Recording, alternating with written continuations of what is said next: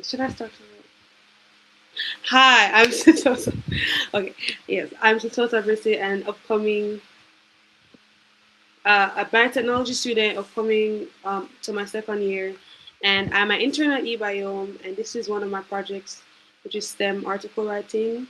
So by the end of this session, you're supposed to have a better foundation of how to write a scientific article. We're hoping to get some articles from you guys for those who are available to do so. And I know a lot of you guys are either university students or high school students, and maybe some postgraduate professionals. So this will strengthen your skills for those who are looking to publish in the future. This will give you a strong foundation for that. So we have a very special guest today.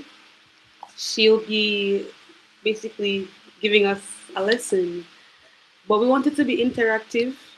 So I really hope that you guys are not afraid to open your mics, type in the chat. If there's any questions, I want this to be a very interactive space. I think we learn better when we interact with the material as we're learning to engage directly. But before we get into that, let me give a short introduction of our speaker, and then I'm going to have a few icebreakers, and then we get into the presentation. So our speaker for today is Dr. Sarah Buckland-Reynolds. She is a Jamaican interdisciplinary researcher whose work spans environmental and social sciences, Spanish language studies. I don't know if anyone here might need Spanish translation. Anybody from? I did invite some people from Panama. I don't know if they're here yet, but that might come in handy, Doctor. So those skills will come in handy. She holds a PhD in geography from the University of the West Indies, go UWI, Mona, where her research focused on drought risk reduction in agricultural systems across Clarendon, Jamaica. Dr. Buckland-Reynolds currently serves as an associate editor for Weather, Climate and Society Journal, a technical consultant with the UWI Climate Studies Group, and a chapter scientist with the Intergovernmental Panel on Climate Change.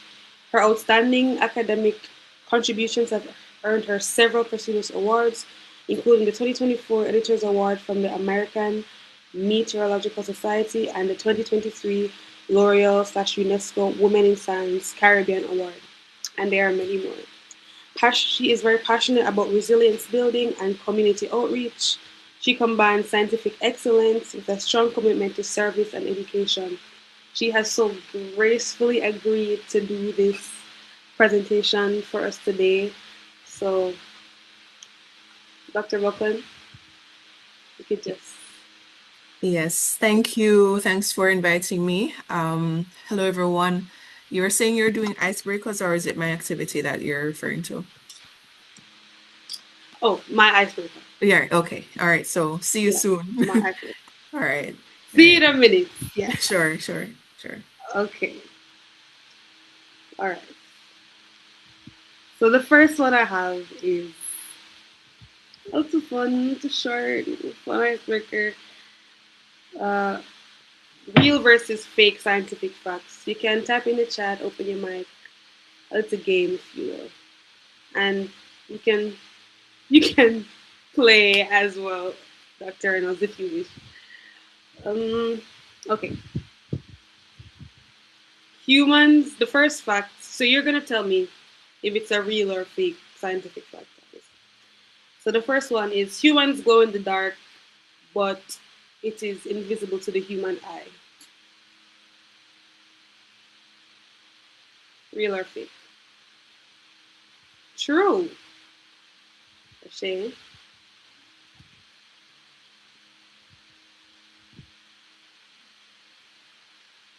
Shay says true. I'm supposed to be more like neutral. I can't really let you know as yet. I need some more responses first.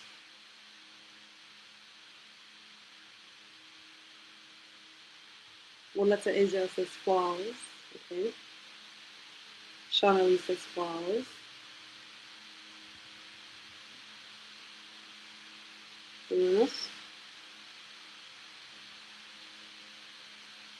And the answer is false. Okay, time for the reveal. Drum roll, please. It's true. It's true. Shay, you are right. It is true. Fun fact. Humans glow in the dark, but it is invisible to the human eye. Okay, second one. Bananas are slightly radioactive.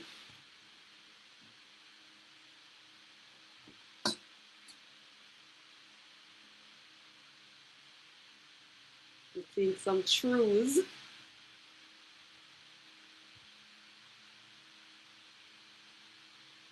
Is that true? Is that true? Anyone else? Bananas are slightly radioactive. Okay. Time for the review.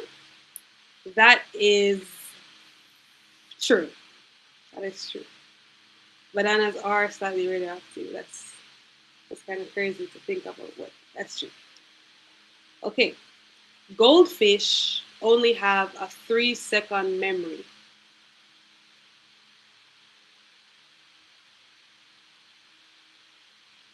Say.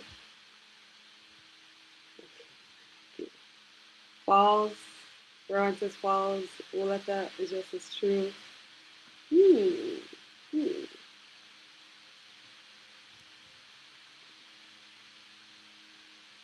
Anyone else? Aaliyah? Sean Ali? What do you think?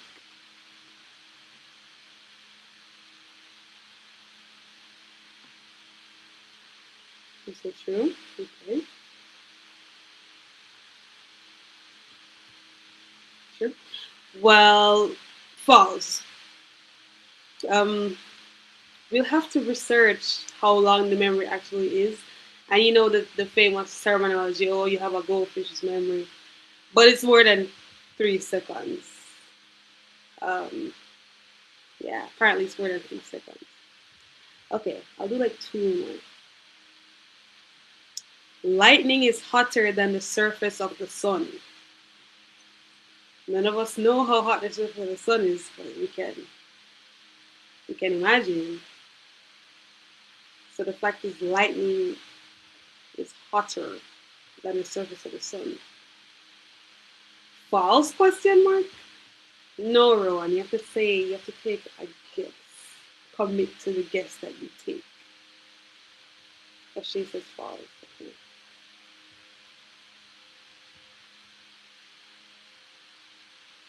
Anyone else wants to take a guess?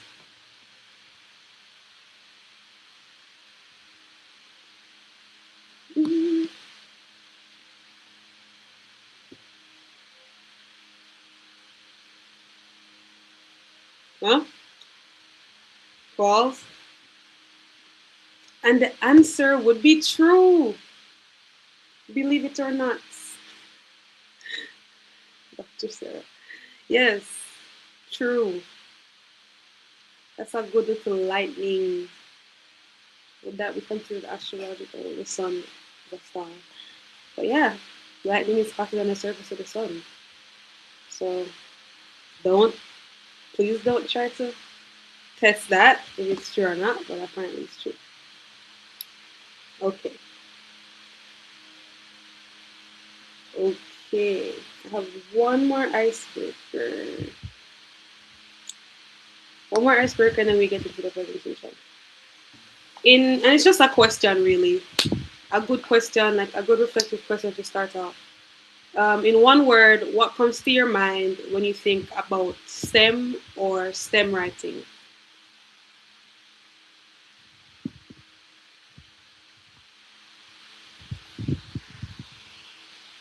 This one requires us to think, or it requires me to think. You should research. Solid.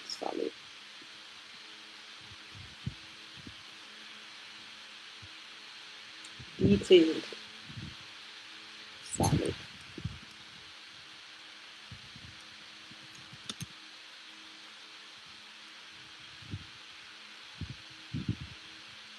are good ones. Expository writing. Solid. What comes to mind?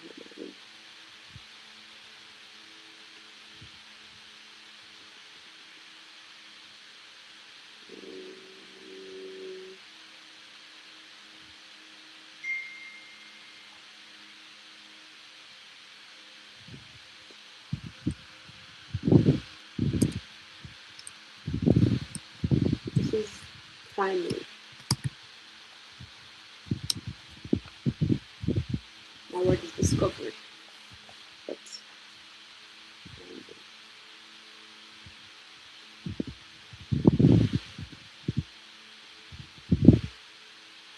mm-hmm.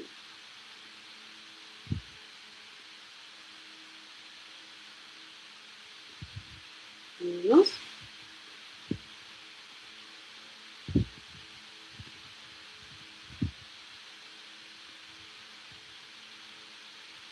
Innovation and originality.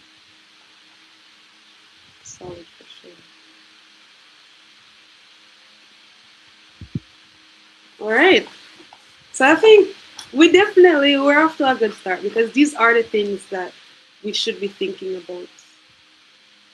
The scientific writing or STEM being detailed, expository writing, timely, discovery, innovation, and originality.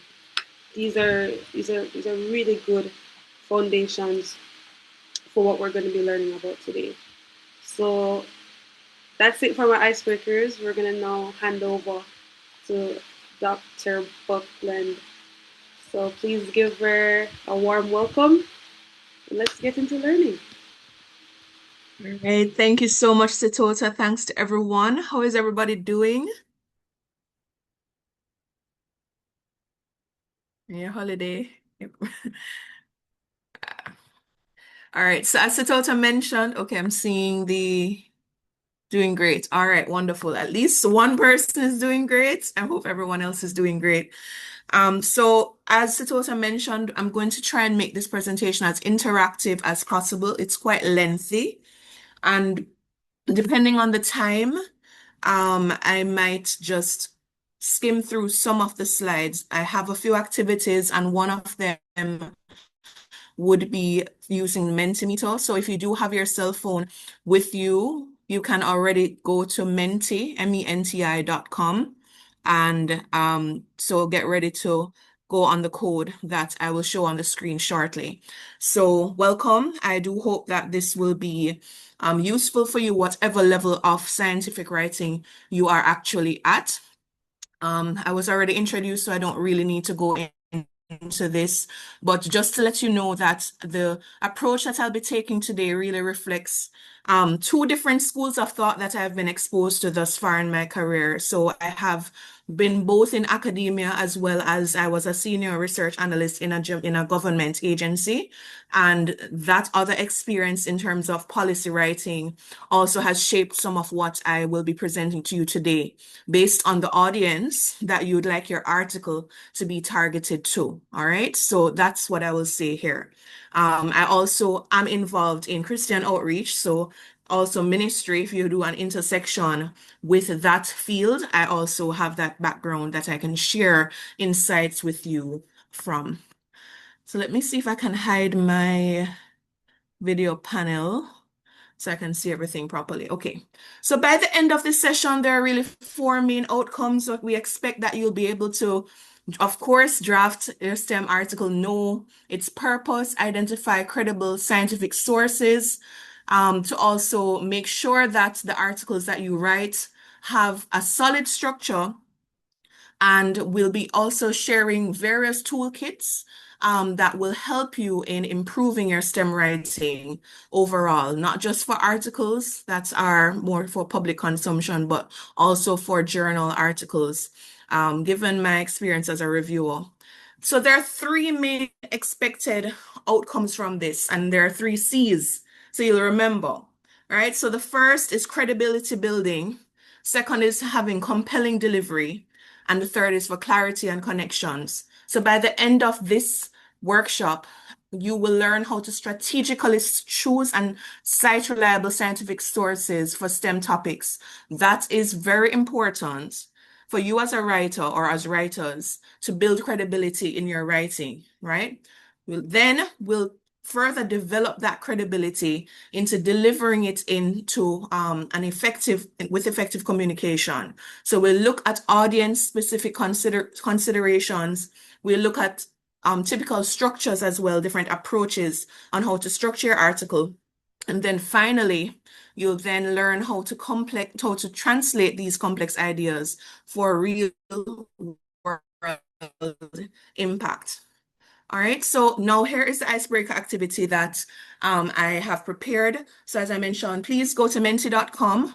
You have this code that's 3877-6563, or you can choose to scan the QR code on the screen. That first question is really for me to know what audience I'm dealing with. Or my presentation ranges from a high school level to a science professional. So I just want to have an idea of the range that is in our group right now. So we can go to menti.com 3877-6563. I'm going to see how many of you are online. Hopefully you got that already. I'm going to share the menti.com screen so that I can see the real-time results. Here, I'm hoping I will see it. Okay. All right, so far 5 persons have responded. Start presentation. 5 persons have responded thus far. We have 3 undergraduates, 1 high school, 1 postgrad. All right. How many are in the meeting? We have 10, including myself. All right. 5 of 5 responded. So all those who have joined have responded. I might wait for 30 seconds more if anyone else wants to join.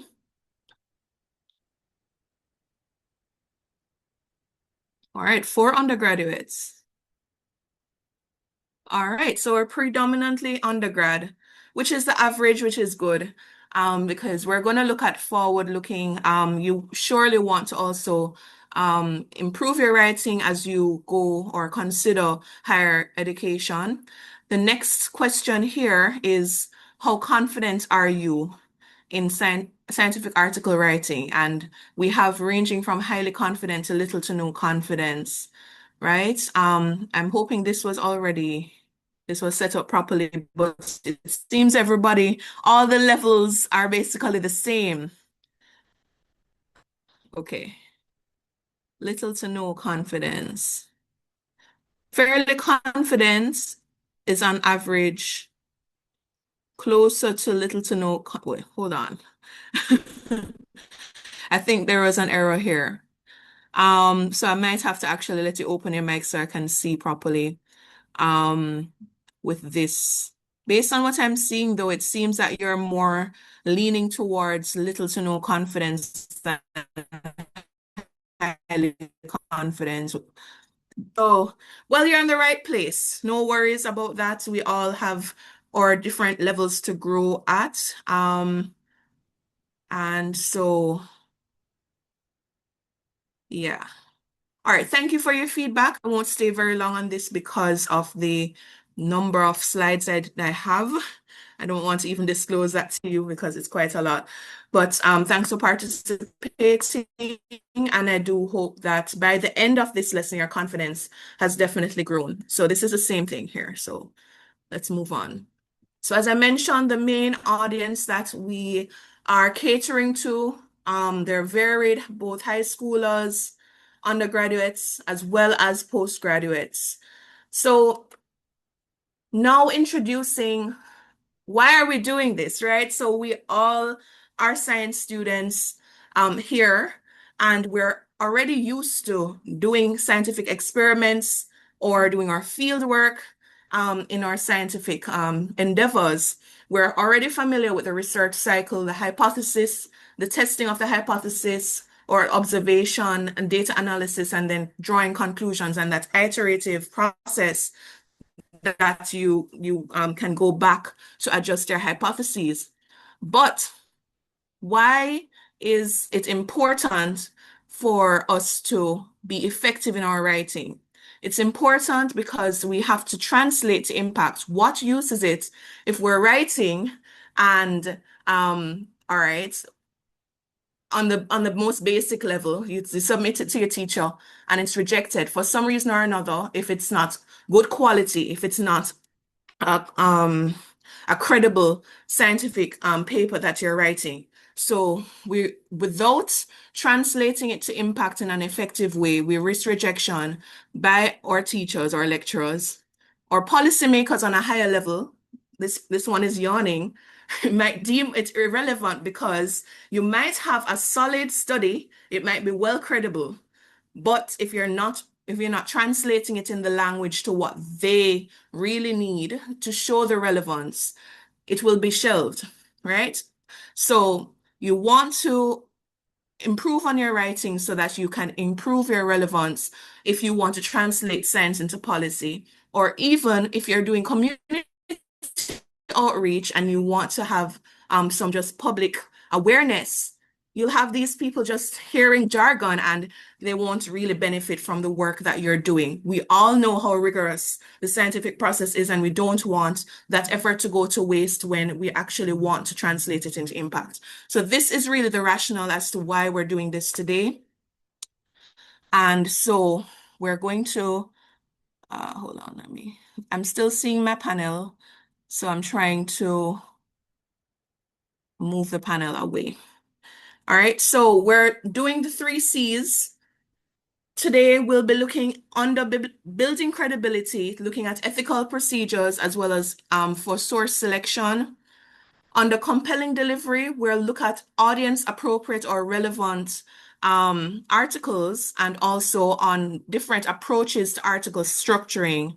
And then finally, to enhance clarity, we will be looking at how to visualize research outputs as well as differentiating between descriptive, analytical, and analytical writing. So this final one was specifically requested, and so especially for postgraduate students who are writing their thesis, it's very important to move from just the descriptive to analysis. So we will explore for each of these the key principles, how this looks for high schoolers, how it looks for tertiary students or professionals. Then we'll be doing some practice examples and also giving you access to some very useful toolkits. So as was also mentioned, if you don't understand something, feel free to put it in the chat and I'll try to further elaborate as I move along.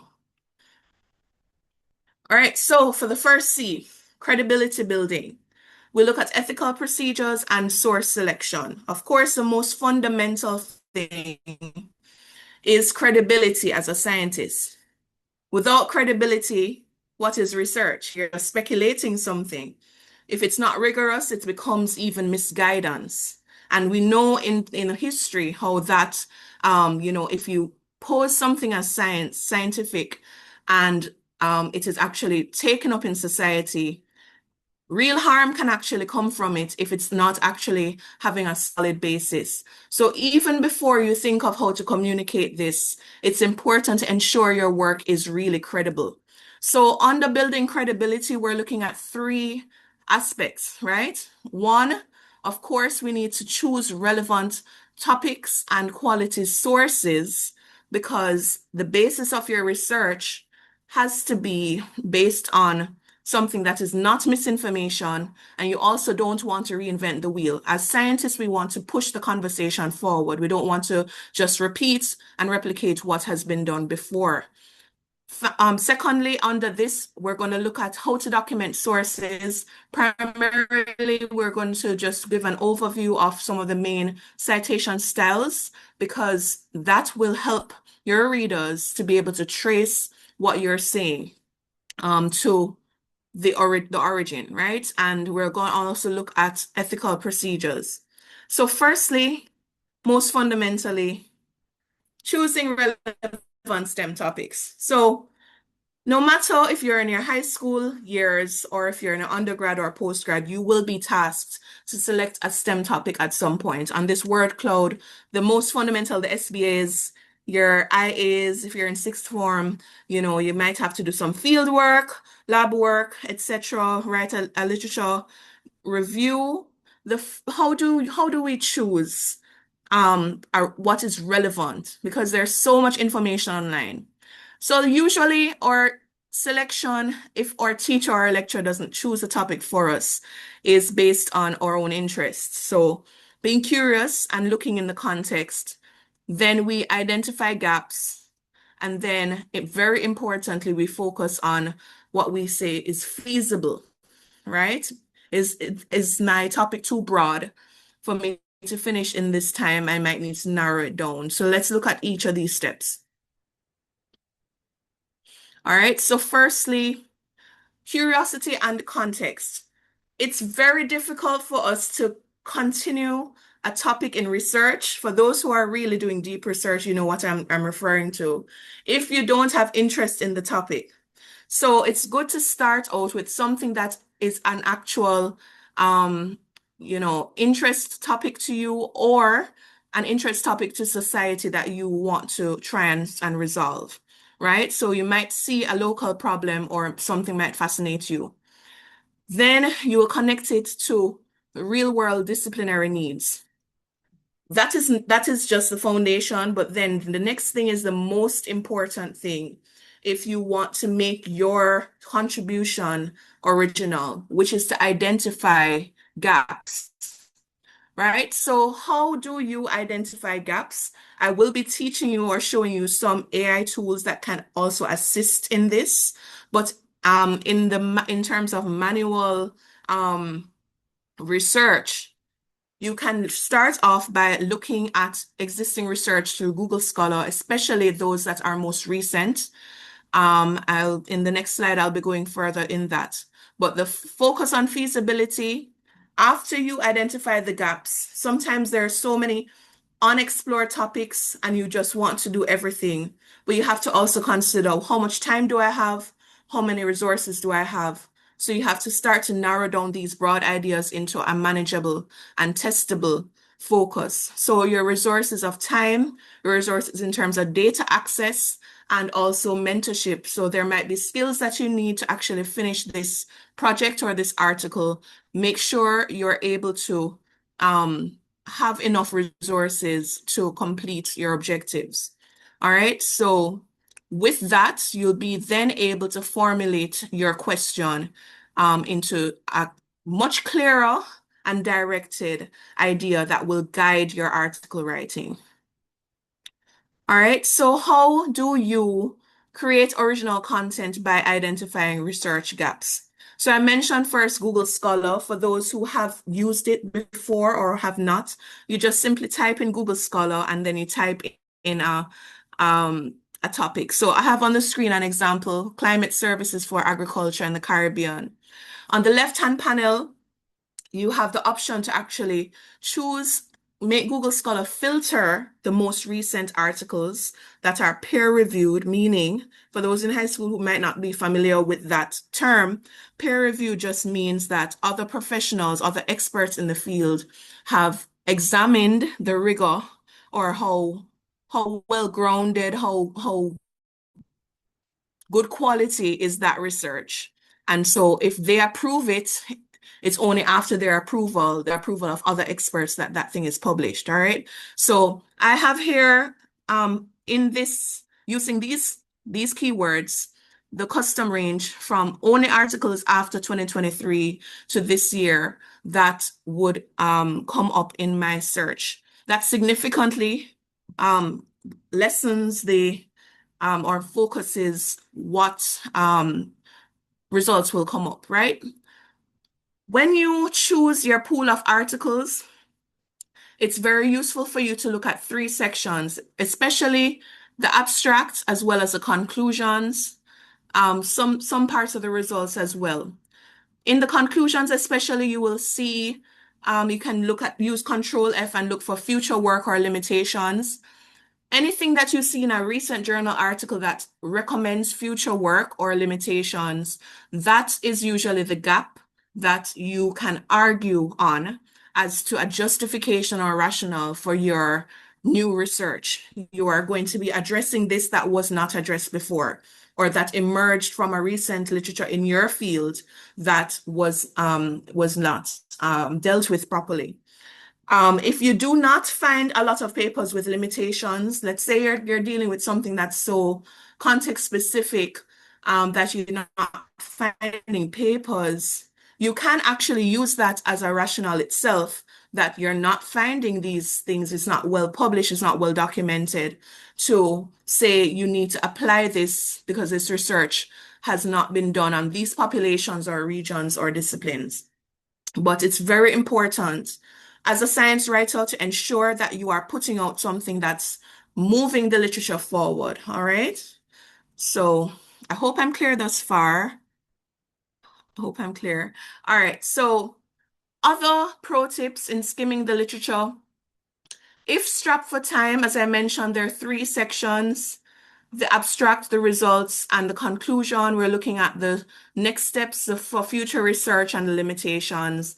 That's basically how you quickly look through an article. Now, if you have enough time and you see an article that's really relevant, I would definitely advise that you take the time to comb through it in a bit more detail.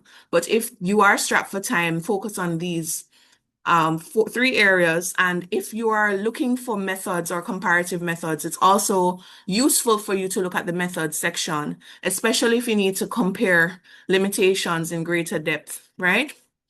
So this is for primary research, especially if you want to use the literature as a basis for data collection. All right, so as previously mentioned, technology has definitely developed to the extent where we have AI tools that can definitely help gap analysis with greater ease. So we have things from Elicit to Anara, Consensus AI, and Size Summary. My personal favorite, which actually my husband had introduced to me, is Consensus AI. With that AI tool, we actually, which I'll show you a screenshot of it.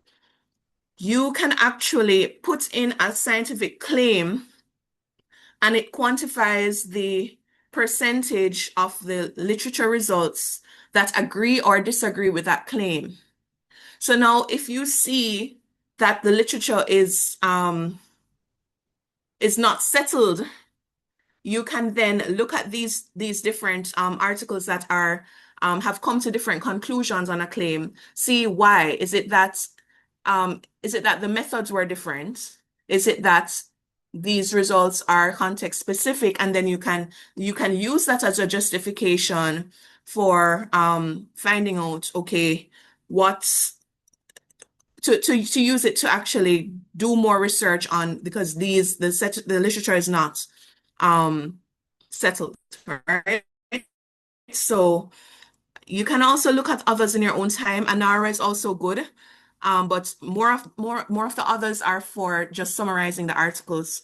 But you can still query the others, and for these, it's not like some of the other general AI tools. They are more grounded in research. So let's look at consensus quickly. All right, so these are two screenshots of Consensus AI. So at the outset, it has the chat, and I have a question here. Does global warming increase the frequency of hurricanes in the Caribbean? And my search results found different articles, and it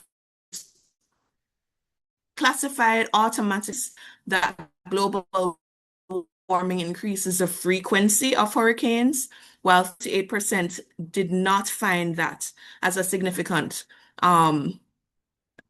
finding in their research. They might have found even the opposite, that it's more higher intensity, lower frequency.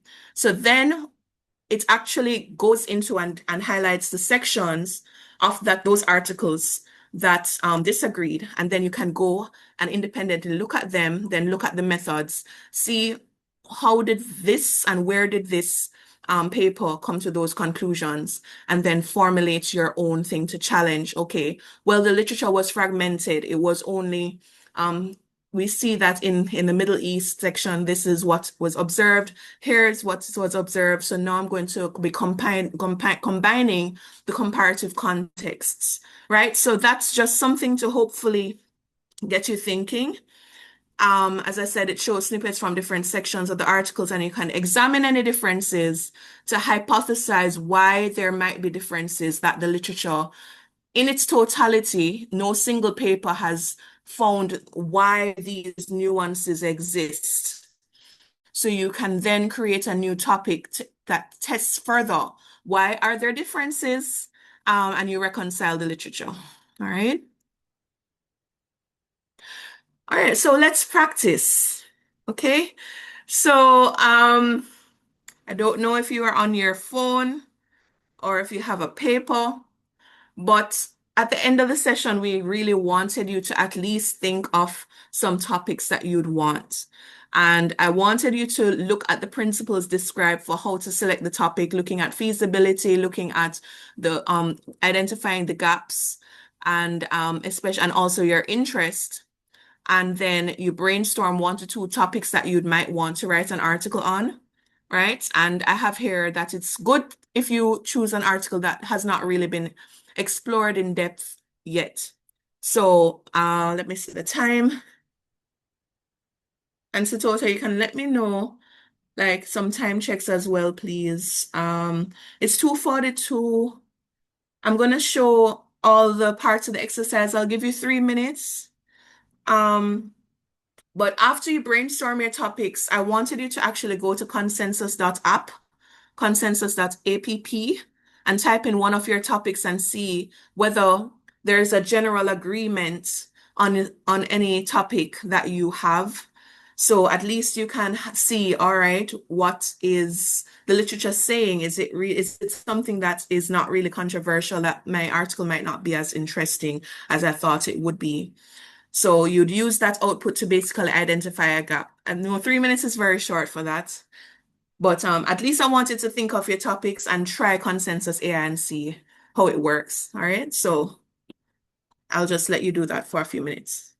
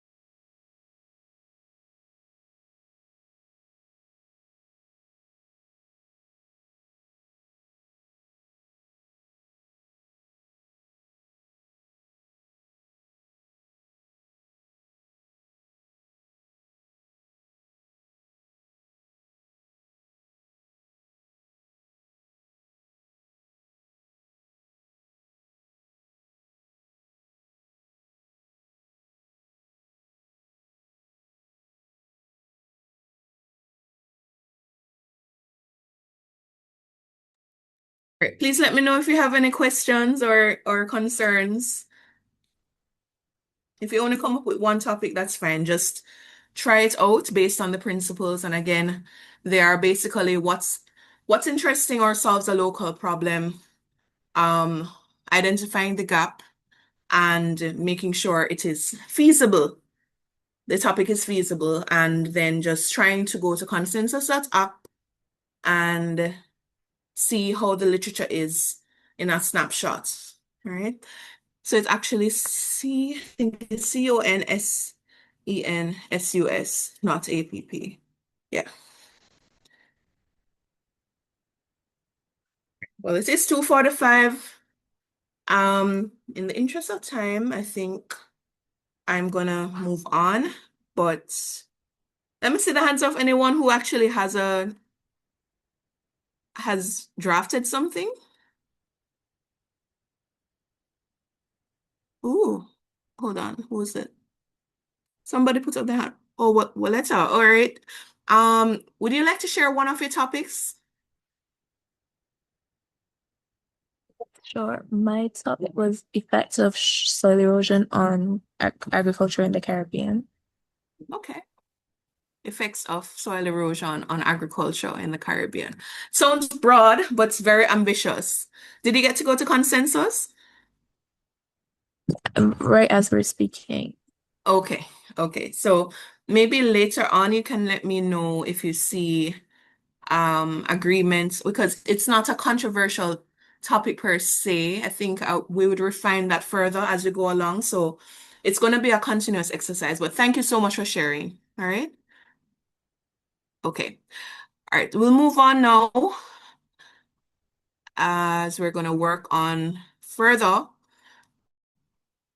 So building credibility, we're not only looking at how to address a real gap in the literature, but we have to make sure we're documenting the literature properly and also choosing quality sources. All right. Now, how do we avoid misinformation? There's so much information overload. But quality sources are really those that are trustworthy, of course.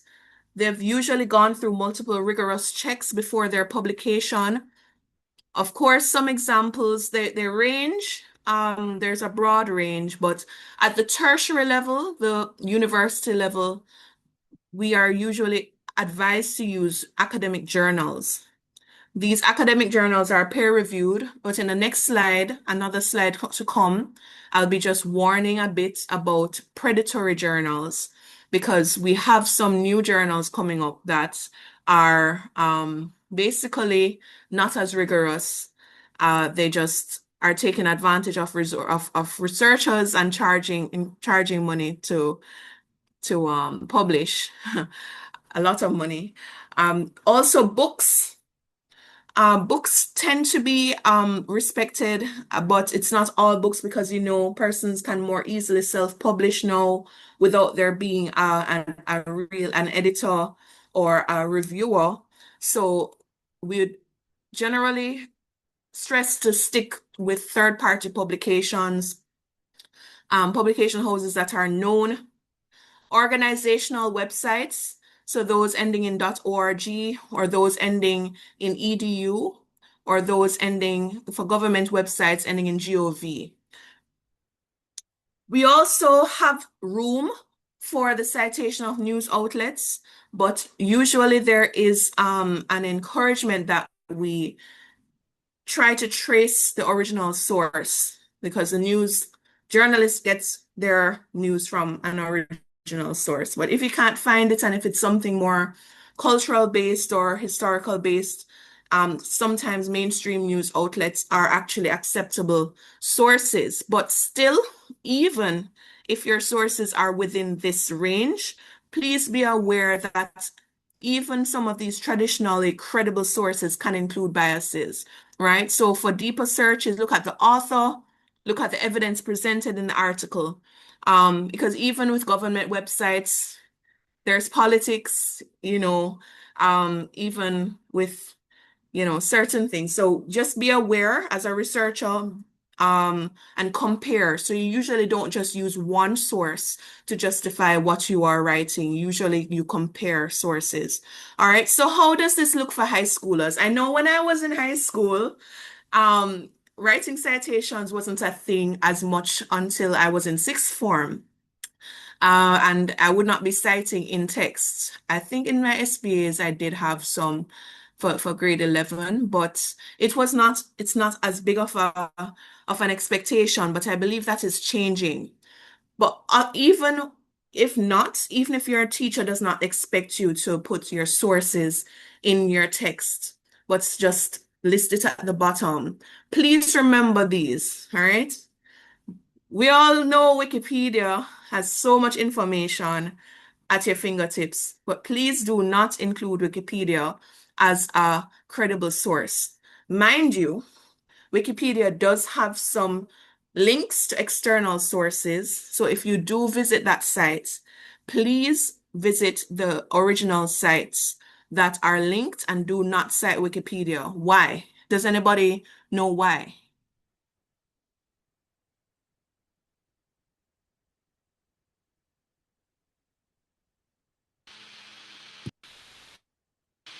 Is it because Wikipedia is editable?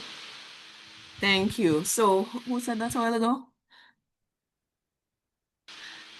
Neanra one. Oh, okay. All right. So I saw it also in the chat. So yes, anyone can edit. There's a button, a thing that you can just say edit, even though it goes through some processes, but it's easy for people to change the facts that's there without there being as much oversight. So please avoid Wikipedia as well as most .com websites. So preferably no blogs. There are sometimes blogs that are written by persons with PhDs or who are or master's degrees, but we still encourage you to look for their official publications rather than citing their blogs. All right, so I mentioned .com websites. So again, the easy rule of thumb, who wrote it, why, how do they know? Right? So usually look at the educational credentials, look at the author at the bottom. And if it's an opinion without evidence, it's best not to cite it in your scientific article. All right. So that's for if you're in high school. That's just the basic. If you're a university student and you want to be even more keen, as I mentioned, there are predatory journals, and some of the characteristics of predatory journals is that, rapid guaranteed publication, higher hidden fees. The main thing is to look on the site to see if they're indexed in Google Scholar or Scopus. If you see too many advertisements on the site, usually it's not a credible journal article as well. All right, so just look for something else if you see too many flashing advertisements for that journal. All right. So now we've already seen how to choose quality sources, how to choose relevant topics. Let's go into the procedures of how to properly cite these sources, right? Okay, unfortunately, we have a thief of ideas here among us. And this really encapsulates what plagiarism is. Plagiarism is from the Latin word plagiarus, which means kidnapper. So I do hope none of us is a kidnapper of ideas. It's a very serious offense, especially at the university level, but any level at all. Plagiarism is it's something that is very frowned upon. You can lose credibility if you're caught just copying and pasting. All right. So if you present others' work as your own, it's intellectual property theft. All right.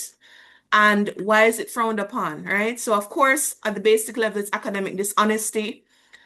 If you're into teaching, for the lecturer, it does not provide us as lecturers a reasonable means of evaluating whether you grasp the material or not. So imagine I'm teaching you and your things look so pristine, especially with AI, but I do not actually know if you actually understood what I'm saying, right? So if you're just going to copy and paste, you might not even be reading over what these people have written or what you generated from AI.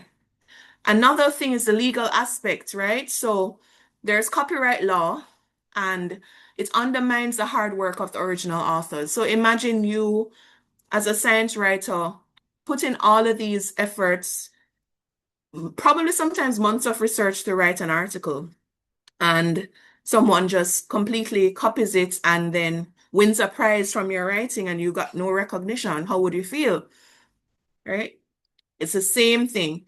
Remember that these things take time, so you can cite someone's work, but copying and pasting plagiarism, it's one of the biggest no-nos, right? It can even result at the university level in failure. So please take this as a very, very important point in terms of credibility building. There are several types of plagiarism. It's not only what I mentioned in terms of copying and pasting, right? So we know about the clone plagiarism, copy paste, but there are also what we call cosmetic plagiarism or patch writing. You might have the source, cited, but you still copy and paste it and you have the source. The only time that is an option in academic writing is if you are letting us know it's a direct quote, right? But usually you do not fill your work with direct quotes, because then it does not, again, it's not your work. So you're only just reproducing what the person does, even if you cite the person. So that's still considered a form of plagiarism. I have here on the screen another thing that's very critical to say. You have persons who pay for someone else to do their work and place your name as the author when someone else has written the work. That's also considered plagiarism. You also have accidental plagiarism, where sometimes you forget to put the source there, or you might not cite the paraphrased information, right? And there is this other one that is more contentious, which is called self-plagiarism. If you had a work that's published and you might have given up some of your copyright rights, you can't just copy and paste even though you wrote it before. There are ethical consequences that have been documented. There has even been a case where a PhD candidate subsequently failed his defense because he was not doing a manuscript-based thesis. He just put in what he had published into his manuscript, into his dissertation, even though he wrote it, but because the journal had the rights to it, I think he had to go into a court battle about it because it was considered self-plagiarism. All right, but we're most concerned about just don't copy and paste, and don't make sure you cite the sources. All right, so that's that. So how do we avoid it? I know it's a lot of work, especially now in the age of AI, that you can generate something easily, and you are it's harder for you to paraphrase on your own. But it's very important both for your own voice to come out into your writing, but as well as for you to assimilate the information well. So firstly, how not to plagiarize. Rephrase everything entirely. Don't just cherry pick. Okay. You just replace two words in a sentence, but your rephrasing should also normally be shorter than the text itself. As I mentioned before, limit your quotations. Whatever you choose to put in as a direct quote should really add special value. So if who said the statement has value, that is valid, but don't fill your article with quotations, because again, that limits your voice to be heard, right? So at the end of your quotation, you put in the surname, the year, and the page number. And long quotations are also placed in a separate line from the paragraph and indented as a block. All right. Again, please remember to pause me, to stop me if you think it's too much information, and then we can maybe do an activity or have a little downtime. But it's a long way. But hopefully this has been clear thus far. All right. So just let me know. All right. So quality of sources, again, avoid blogs, avoid crowdsourced platforms. Okay, can I see the hands of those who have been introduced to cite at least one type of way to cite articles, one citation style or more? Okay, so 2 hands. O'Shea, Waleta, 3 hands. Rihanna, 4, 5. Okay. Majority here. Let me see. Alana, Rihanna. Okay, I think Shauna Lee. All right, wonderful. So that means everything is not new here. I'll still go through this because it's very important to note. So as I mentioned before, we don't want to use cosmetic plagiarism or to commit cosmetic plagiarism. Even if you reworded the text, put in the source. There are 2 places traditionally we put in the sources. One is right after the sentence or inside the sentence that you are taking information from another source. That's called in-text citation. And another part, which is what we're most accustomed to, is the reference list or the bibliography. This is most important for those who are at tertiary level, but our high school student, the at least one that I know is here, it's going to be useful for you to learn this, right? So why are there reference styles? There are consistent formatting that different disciplines actually have. And so at the UE, if you're at UE and you're in science and tech, presently we use Chicago 18th Manual of Style. Some departments also use Harvard. So how does that look? There's a generic format, so I'm not going into the details of all the styles, but usually you start with the surname, then either the first name or the initial and a full stop. You might have the year of publication. So for example, for APA, you have the year in parentheses, in brackets, but for Chicago, you don't have it in brackets. So you have it like this. You have the surname, so like Buckland-Reynolds, comma, S, full stop, to 2026, full stop.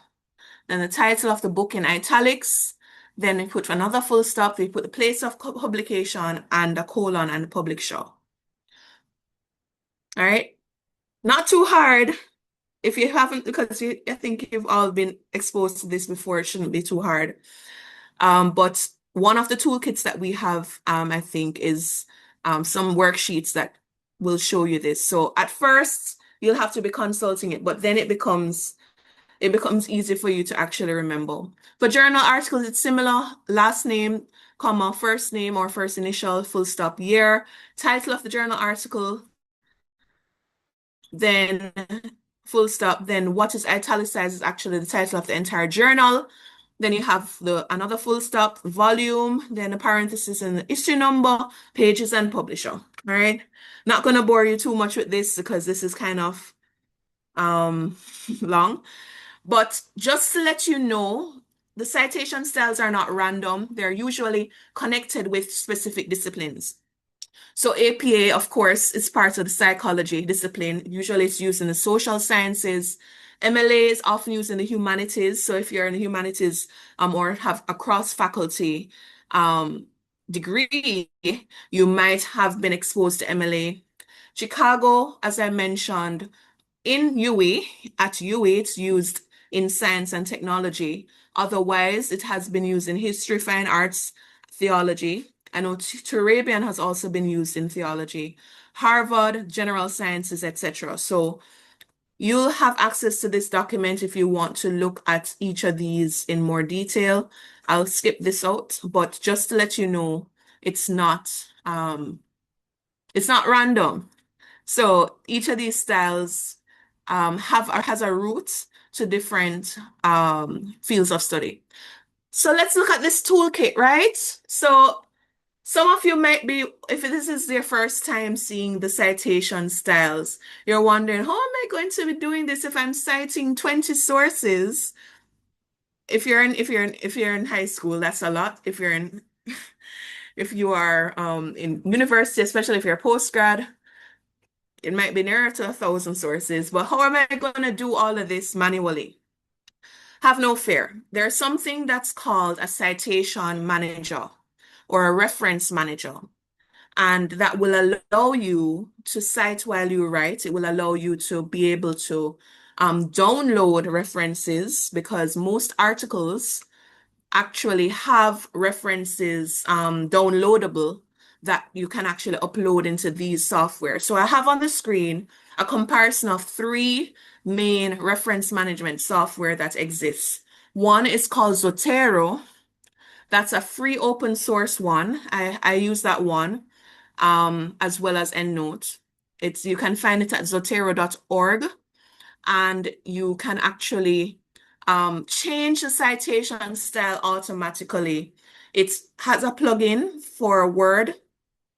It also has a plugin for in Google Docs. right? So when I say plugin, you have it on the menu panel and you can actually click on the tab and do it, right? So you can try that. That's very easy to use. Another very common one is Mendeley. It's also free, and you can find it at mendeley.com. At UE for tertiary education, for especially postgrads, there is a university license, but if you're not at that level, you'll have to purchase the software. The cost is up to around 275 US, but that is a very robust one. I use that for my own dissertation because it has a large library and you can also collaborate with persons, right? So these are three options to help you to manage your references. And one of the good things in doing that is that as you continue with your work, you'll build your library and you'll be able to just, with 2 clicks, put in your reference beside it if you're going to reuse some of your references moving forward. So hopefully this helps you if you have not yet been introduced to what reference management software are. Another toolkit that I want to leave with you is Turnitin. I think most of you should have heard about this before, but it's an anti-plagiarism software. So if you're not sure if you reworded your sources well, you can upload it into this website and it will show you any part that is deemed as plagiarized. Okay, there are also AI detectors out there that you can also use to ensure that your research is your own. It's credible as your work. All right, so I want to congratulate you. You now have the tools to build credibility. Yes, you will use this Turnitin e-Biome Sitota. So yes, you now have the tools to build credibility in your research, right? Now you know how to select a topic that fills a gap. Now you know how to recognize quality sources, and now you know how to properly document your citations. So one of the 3 C's has been completed. We are at 308. So let's move on to our next C. I'm proud of you for staying on and for participating thus far. So now that you are a credible science writer, we now want to move from just being credible to delivering or communicating effectively. It does not make much of an impact if your work is credible and well cited, and yet the persons who you want to actually operationalize or your work, they don't understand your work, or you're just not getting their attention. They think it's not relevant. So let's look at the first part of how to have your writing be more compelling. Knowing your audience, right? Tell me anyone who has seen this model before, Shannon Weaver's model of communication. Everybody should have probably done communication studies in 6th form if you've reached that level. I believe this was part of our curriculum. Okay, I see at least 1 person. That's good. And 2 person. Okay. Okay, wonderful. All right, wonderful. So I don't have to spend much time. This is a generic model that was from the 1950s, but it's still applicable today. We have the message, but the message has a source, which is a sender.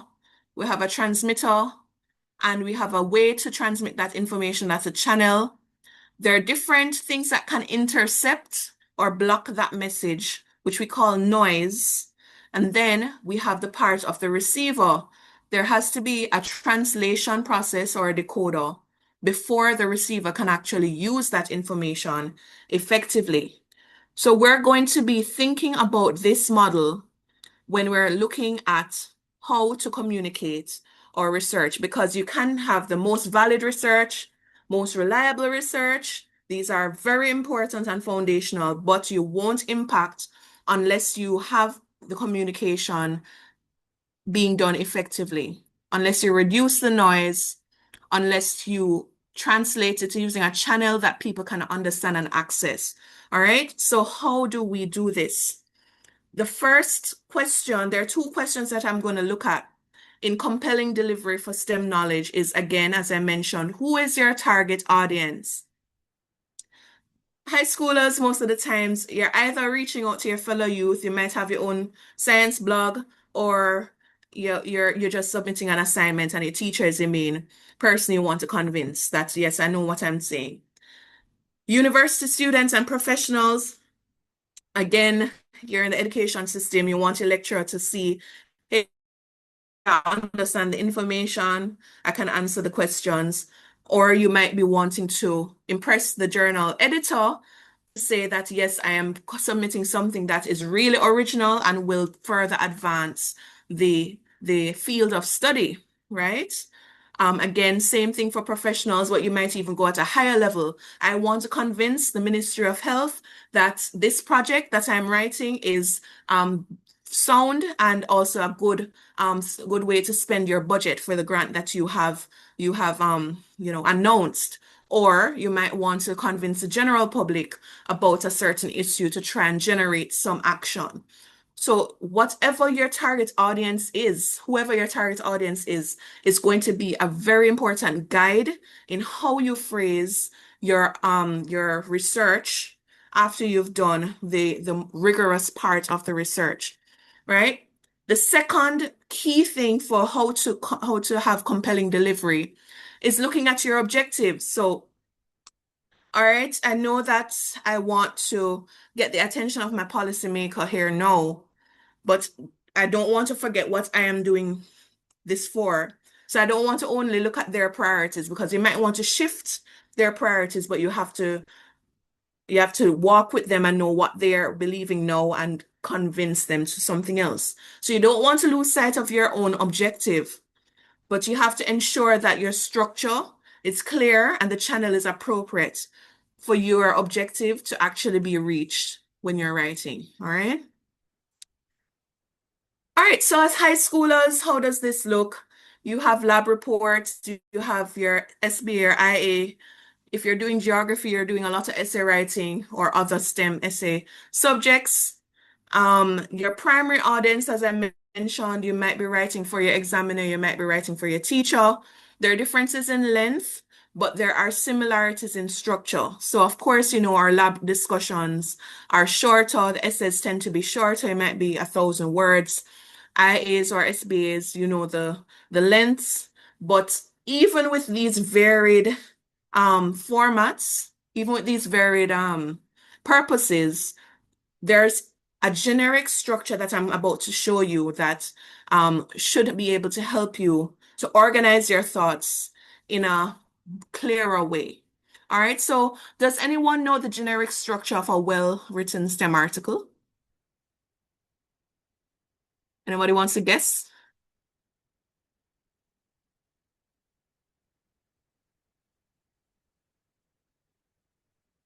Even one component. If not, I'll just go through. An abstract. An abstract. Okay. That's definitely a part of the structure for a journal article. All right, congrats. Wonderful.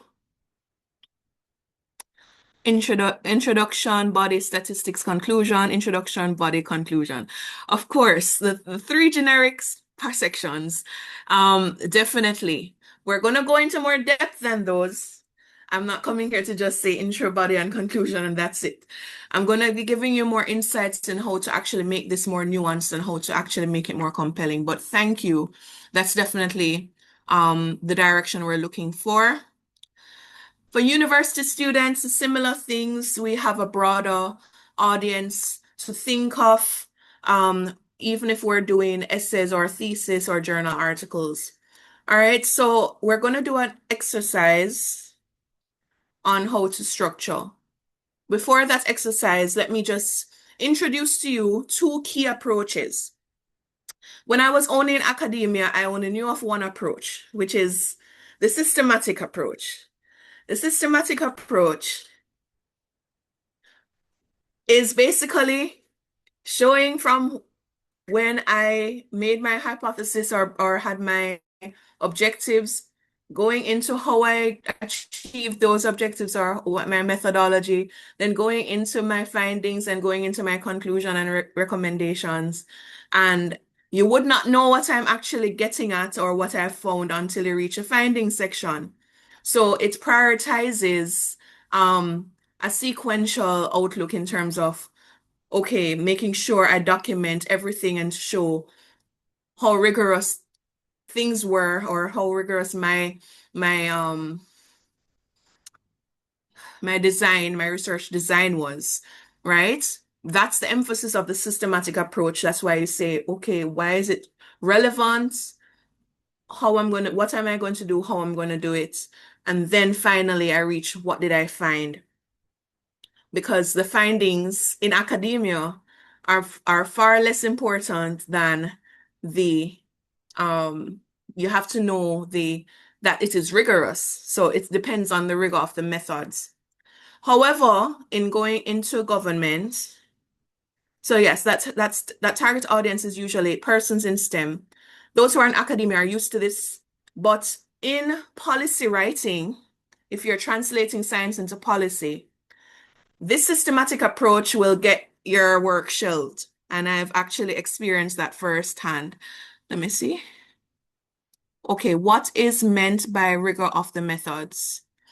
Okay, so for that question, methodological rigor is just to make sure that how you're going about doing your research, how you're going about collecting the data, or finding your sources, how you're going about analyzing your data is actually valid and reliable. So you are not misrepresenting what you found. You are not biased in what sources you're looking at. So there are different measures of rigor, but it's just to make sure that it is a fair and balanced way of collecting data and that you are able to test so you don't draw a conclusion that is too general. You draw a conclusion that is based on what you collect. Hopefully that answers the question. All right. You can let me know, and if not, I'll just further speak on that later. All right. So as I mentioned, systematic approach was what I was used to in academia, but when I went into policy, persons did not really understand some of the things that I would propose because everything was drowned out. They'd have to read very far to actually see what the findings are, what do they need to operationalize. So policymakers usually just look, what is this person saying? So they want you to highlight the key findings from very early to capture attention. And then after that, you say, all right, well, I'll introduce how I got to these findings later on because they really want to get to the point. And all right, wonderful. So I'm going to give you some examples in case this is not clear as yet. But as I mentioned, policy briefs and even presentations. So while I was doing my own PhD, my supervisor had I basically had to reformat my entire presentation because he wanted a message first approach. He wanted there to show the headline messages of what I found to capture attention and then show how did I get to this? Well, I found that there were longer droughts in the higher elevation. So the traditionally wetter regions were actually getting drier more frequently than those who are traditionally dry. How did I find this? I did this method. So that actually did work. But both what approach you use, it depends again on your target audience, right? So if you're having a mixed audience, persons who are not in your field, sometimes that's actually the best approach so that they don't get lost. They might get lost in your methods because, of course, Not everybody is trained in statistics. Not everybody knows what's a hierarchical multinomial regression. And you're coming with all of this thing that a scientist would appreciate. But if you are wanting your article or whatever writing that you're doing as a scientist to be impactful, you can have time in Q&A to speak about that, but let them know what's really you want them to operationalize or to what's the value of your work. All right, so we're going to go into both approaches. We're looking at first the systematic approach. And of course, most of you who answered spoke about the three fundamental sections, introduction, body, and conclusion. But there are other subcomponents, and we'll be going through them. So in the introduction, I want to still ask, I'm going to go through section by section. Does anybody know any subcomponents of an introduction? What do you look for in an introduction?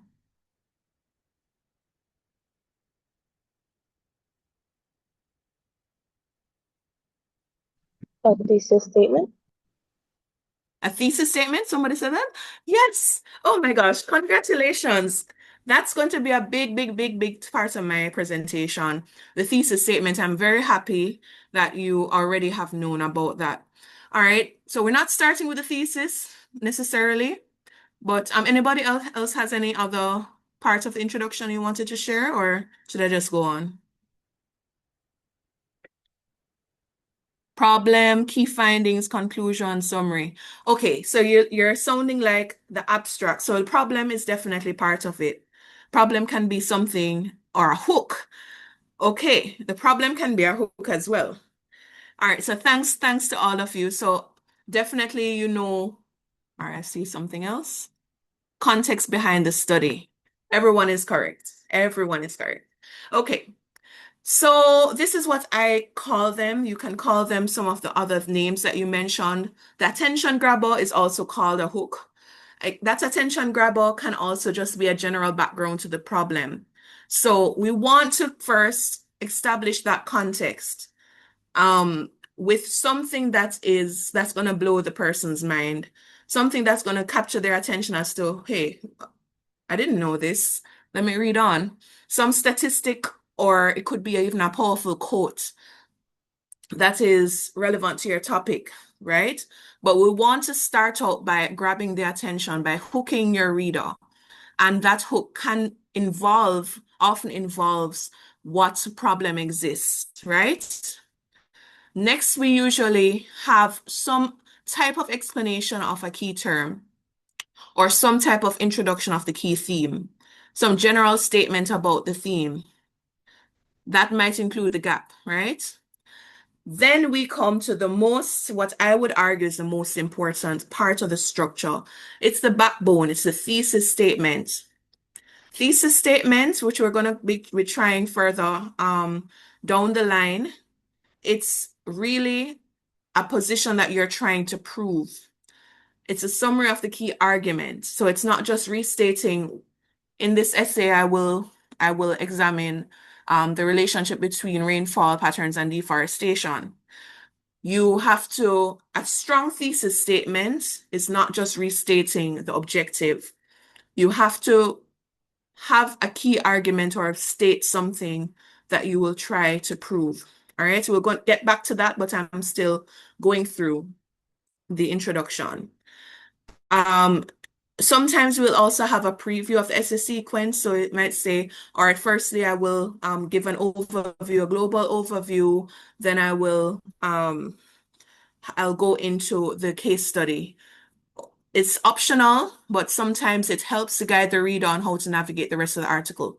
So these are the 1, 2, 3, 4 parts of the introduction that I would say are fundamental to introduction. Next is the body. All right. I'll just go into it. So you have the thesis, and I said this thesis statement is the backbone. I'm going to introduce a term that it's not very popular, but it's something that I want to explain to you because it basically shows the link. So every paragraph after the introduction is supposed to be a branch of the thesis statement. It's supposed to deal with one subsection, one part of the claim from the main thesis. So I call it a subthesis. It's usually the first line or first sentence of each paragraph. And it just tells you, all right, so if you say the economic consequences of I was going to say soil erosion of high crime in Tivoli Gardens has sorry, I'm kind of just speaking on the fly, has caused you know has increased violence, or so I think I just said something that didn't make sense. But anyway, you talk about economics, then you're gonna break down economics into subcomponents, right? So you talk about poverty rates, you talk about maybe school dropout rates or food insecurity or some type of thing in and then you explain, you keep on that one point in that one paragraph in the body. So you have the subthesis, then you have the explanation and analysis. So you're elaborating on that first perspective. Then you give evidence. So you give an example to support. So you have those three components in a coherent paragraph in the body. You have a subthesis, you have an explanation, then an evidence. All right. Usually, in a good and rigorous scientific article, you do not just present one view. You look at alternative hypotheses, you look at alternative interpretations.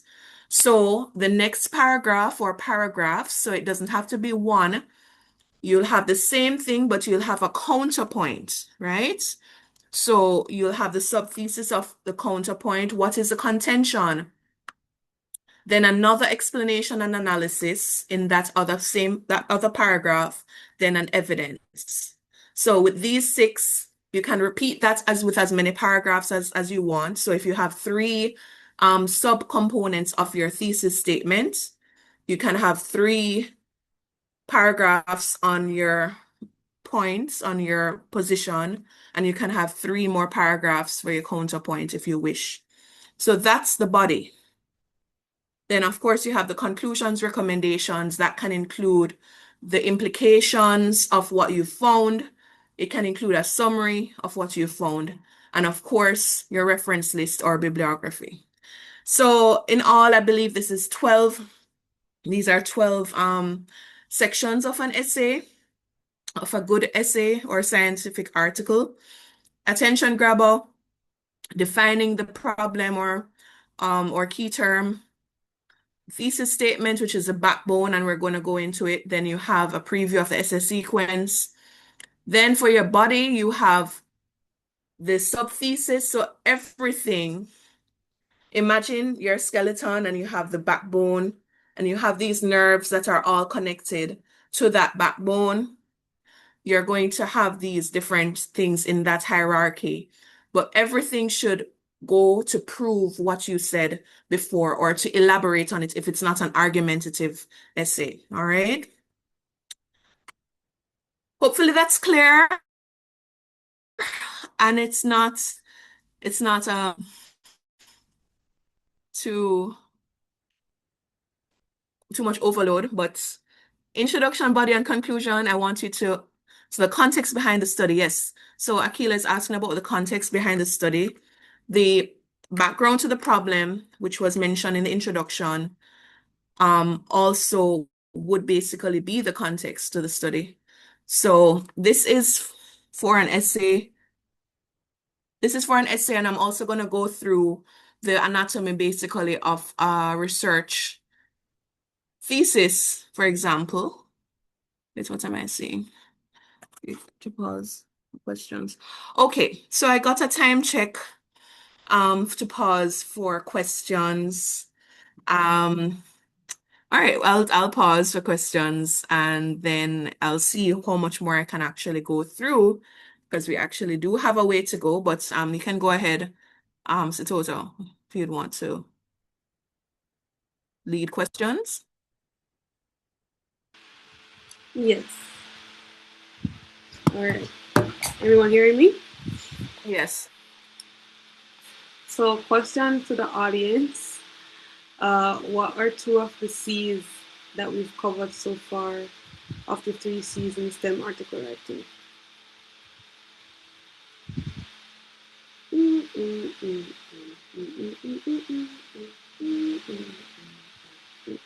This is to test active listening, because even though it's a lot, we still want It's a lot. it's. I mean, for university students, it shouldn't be because we know lecture slides, right? We are used to long lecture slides, but we are hoping that the information is still being absorbed. So, does anyone remember the 2 C's that have, well, one that has been covered and then one that is being covered right now?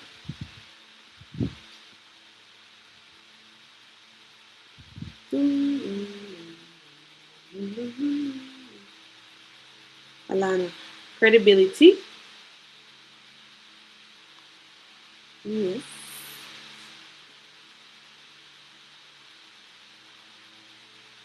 Wonderful credibility. What are we doing now?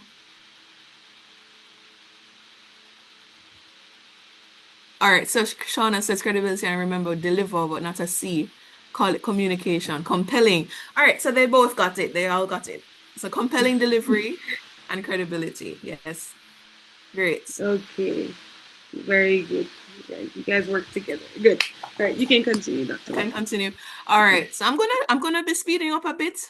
So just continue to bear with me. But I believe Sitota will give everyone a chance to get a copy of the slides. And if you, yeah, so let's see. We're going to just quickly go through the thesis statement because it's very important for you to write a thesis statement that is proper and coherent and concise. Usually the length of the thesis statement is just about 1 to 2 sentences in the introduction, and it's a position that you will elaborate on throughout the paper. As I said, every start of the paragraph is supposed to look at a subcomponent of that thesis statement. It's usually placed near to the end of your introduction. And as I said, it connects everything in your aim, right? And so with that, you make sure, how do you make sure you're not just restating the objectives? You make a claim. You don't want to just say there are many similarities and differences, or it will address the characteristics of. So be more specific. So a good thesis statement is specific. What kind of similarities and differences? Is it economic? Is it social? Is it what type of, so be more specific in terms of adjectives. Are there commonalities? And are there interesting contradictions? So you put that in a succinct sentence or two. It's good to have something that's not obviously true, or else you're not really proving anything in your article, you're just restating common knowledge. Someone will say, all right, well, everybody knows this already, but you need to generate a claim that requires further evidence or analysis to back it up. Okay, so that's how you do a good thesis statement. You have different types of essays, and so you also have different types of thesis statements. One person mentioned when they defined a scientific article that it's expository. Expository is just explanatory, but it would summarize the main points. But an argumentative thesis takes a definite position. Even though expository would agree is more common in scientific articles, you can have an argumentation because you, as a scientist, you do have hypotheses, although oftentimes we're told to take the null hypothesis, meaning I don't really have a position on this, but usually we do have a position, and you just have to be transparent, and then be willing, if your evidence shows otherwise, you're willing to reject your hypothesis. So now we're looking at other structures quickly. Let me look at the time, 5 minutes, 3:35. We're looking at a research project because someone had talked about, what did they say? Somebody had mentioned something about context further. And that is definitely a part of a research project. You'd have more defined sections in a research project than an article.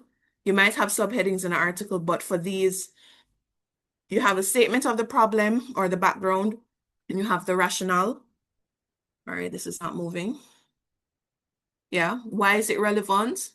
Then you might speak about your hypothesis. What do you think the results will show? Then you have the aims and objectives. Hopefully, we've all heard about SMART objectives. If not, that means your objectives should be specific.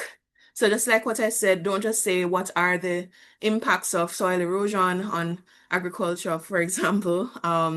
But you can make it more rigorous to say, okay, what are the impacts of soil erosion on agricultural productivity in Southern Lamar, Jamaica.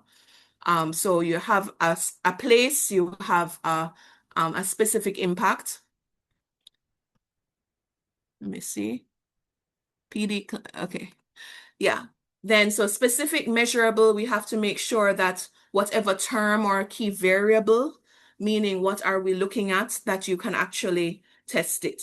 So you can't test intelligence directly, or you can't test, how are you going to test soil erosion, for example? Is it something based on perception or memory? Is it something that's based on risk?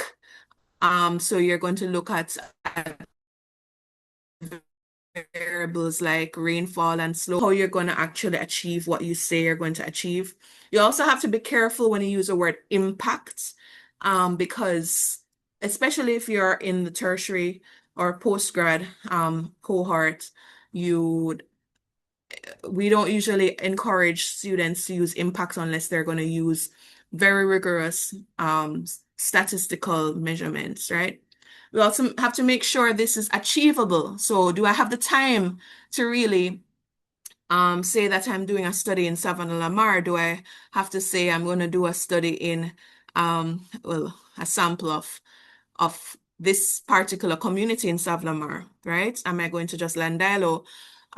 And realistic, similarly with achievable, time bound, saying what range of time you're looking at. So SMART objectives, right? Next. So this is for a research project. For a methodology, how will you collect your data? How will you analyze your data? That can be both secondary data, meaning literature, or it can be primary data, which is your field work. Let's see. Okay.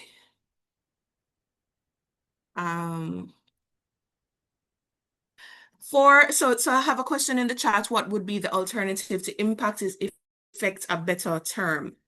So usually we say association. Is there an association between soil erosion and agricultural productivity or something like that? So association is a much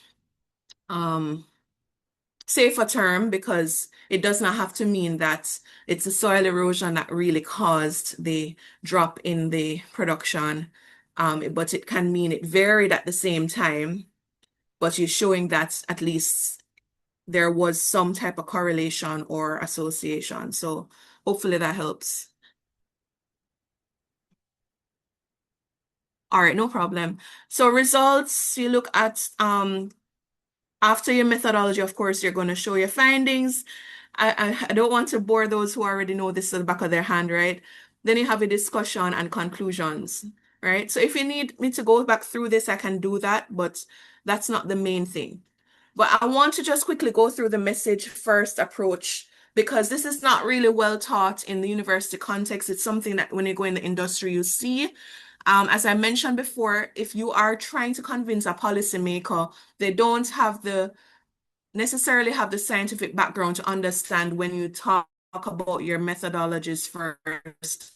And they want to see what you have found, and then they might ask you more questions, probing after that if your findings are interesting or they think it will move their needle first, if you want to say. So how do you do that? There's something we call the UTC framework, which is really understand, translate, and convince.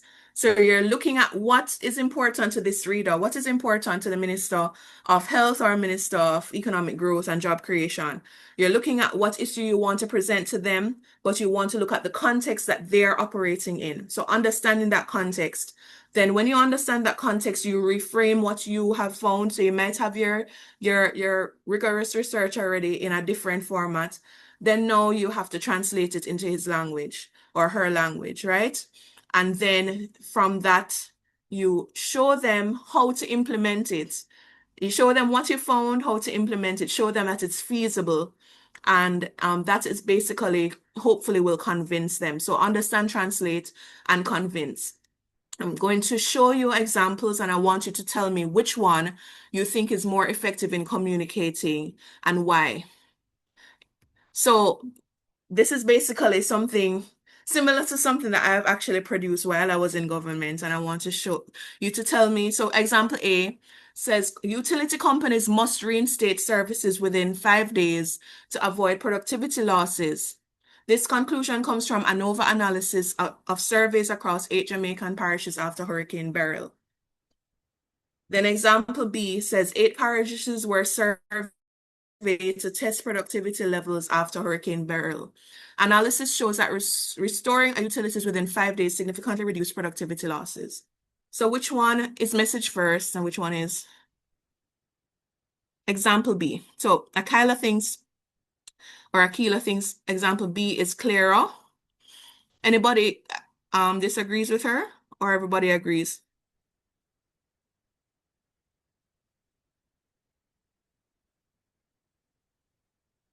All right, so she believes that message B is message first.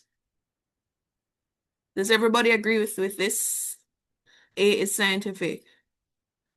Arliana says, I agree with B. Yes. Okay. Well, actually, the message was to show that was actually example A, because I'm actually saying what's the actionable finding. I found that 5 days was a threshold that after which productivity declined. And then I was able to tell how I got that conclusion. In example B, I actually started with the data collection, stating how many parishes, stating what I did in testing. But usually the example B is a lot more fluff before you reach the findings. So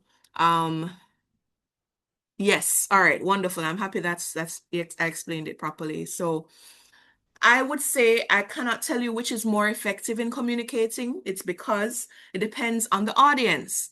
So as scientists, you naturally gravitated to example B because it showed you what I did first. Then it showed you what I found, because that is how we think. We think of what we did, then what we found. But somebody in policy, they're just waiting to see, just guide me what I should do to prevent productivity losses. And no, I'm just telling you from the beginning, utility companies should reinstate within 5 days to avoid it. And then questions will come after. All right, 5 days. How I know how to trust this? Then you tell them more details. All right, so it really depends on the audience, but thank you for your participation. Let me look at the time. All right, great. I'm glad it makes sense, Akila. All right, I only have 15 minutes. Other tips on article writing. Of course, you plan your article, especially if you're thinking of, I think this workshop is really for article writing in a public sense, not in terms of exams, but still your students, it's good for you to know. Plan your article. Use verifiable stats. Right, and I have another resource here, which I will give to Sitota, which basically lets you understand nuances of words. If you're given a defined topic, right, what words to actually use. So to what things mean in terms of like accounting for versus assess. And another very important tip, because I saw a question before that asked about hooks. Not every hook in a scientific article is appropriate for publication. So if it's a popular article, popular science article, A general hook is fine. Some emotive words can be fine, but if you are thinking of a journal article, you don't want to be emotional, use emotional words or sensationalism. So you might say, oh, this completely devastated, this, or this is shocking or amazing. You can convey that thing with your stats, but those words come with a certain value statement, which you need to back up as a scientist with something that's more grounded in the evidence, right? I don't think I'm going to let you practice these thesis statements because I want to go into the third C. But as I said, I'm going to let you have access to this. I have the answer here and the problem, so you'll see, right? Your toolkit as well, as I mentioned, this thing with the verb use and meaning in essays. And so congratulations. So now not only have you achieved being credibility building, you have compelling delivery now in your research writing. So you know how to adjust your writing for a target audience, especially if you want to put the message out there first versus be systematic and look at logical structures. Not just intro, body, and conclusion, no, all right? So now that you've done that, you want to make the article more your own. So you're not only thinking about the audience, but you want to own your own voice. Why is this important? It's a hallmark of a good science writer because it allows persons to really hear from you as a scientist. It's more likely for persons to engage with your article, to hear your perspective, especially if the topic that you're writing on involves your lived experience, if you've actually gone through this or something inspired you to write on this, right? It also clarifies that, yes, I am really the author. I'm not just copying something from AI that sounds like it might sound polished, but it does not bring the human element to it. So you can distinguish your voice from the background of your citations. And this is part of this section. I'm going to deal with why going from descriptive to analytical is very important, because now we are going to be conversing with the literature rather than just saying what Sarah says versus Shauna says, right? So this builds credibility as well. Owning your voice builds credibility because if you know the issue firsthand and you show things in between, it shows it's more persuasive. And as I said, it also enhances your originality. All right. How do you own your voice? We're going to look at something called diction, which includes your tone, your word choice. And I'm going to look a little bit about storytelling. We're going to also look at visuals and moving from descriptive to analytical. So we hear the word diction, think of dictionary, right? But it's not the dictionary. Diction is really how you choose the words. The vocabulary that you use establish a voice. Diction is used in any form of writing. You have poetic diction, you have formal diction, etc. Right? So we'll look at clarity in diction, we'll look at coherence and tone very deep, very briefly. All right. Now, in terms of clarity, there are different ways that you can actually express an idea. We want to avoid ambiguous terminology. We also want to avoid what we call contronyms. Contronyms are just words that have opposite meanings. And I'm going to just quickly show you two texts and ask you, what is more ambiguous, what is clearer? So text A says, a sample was sanctioned by the committee, though some argue that the sanction should have restricted it. The experiment was clearly oversighted, but still had some oversight in parts, and results were also screened. Then the next one says the committee officially approved the sample, though some members argue that it should have been restricted. The experiment was carefully supervised, but certain details were missed. Results were reviewed with some displayed and others excluded. Can you identify the ambiguous terms? And which text had the more ambiguous term?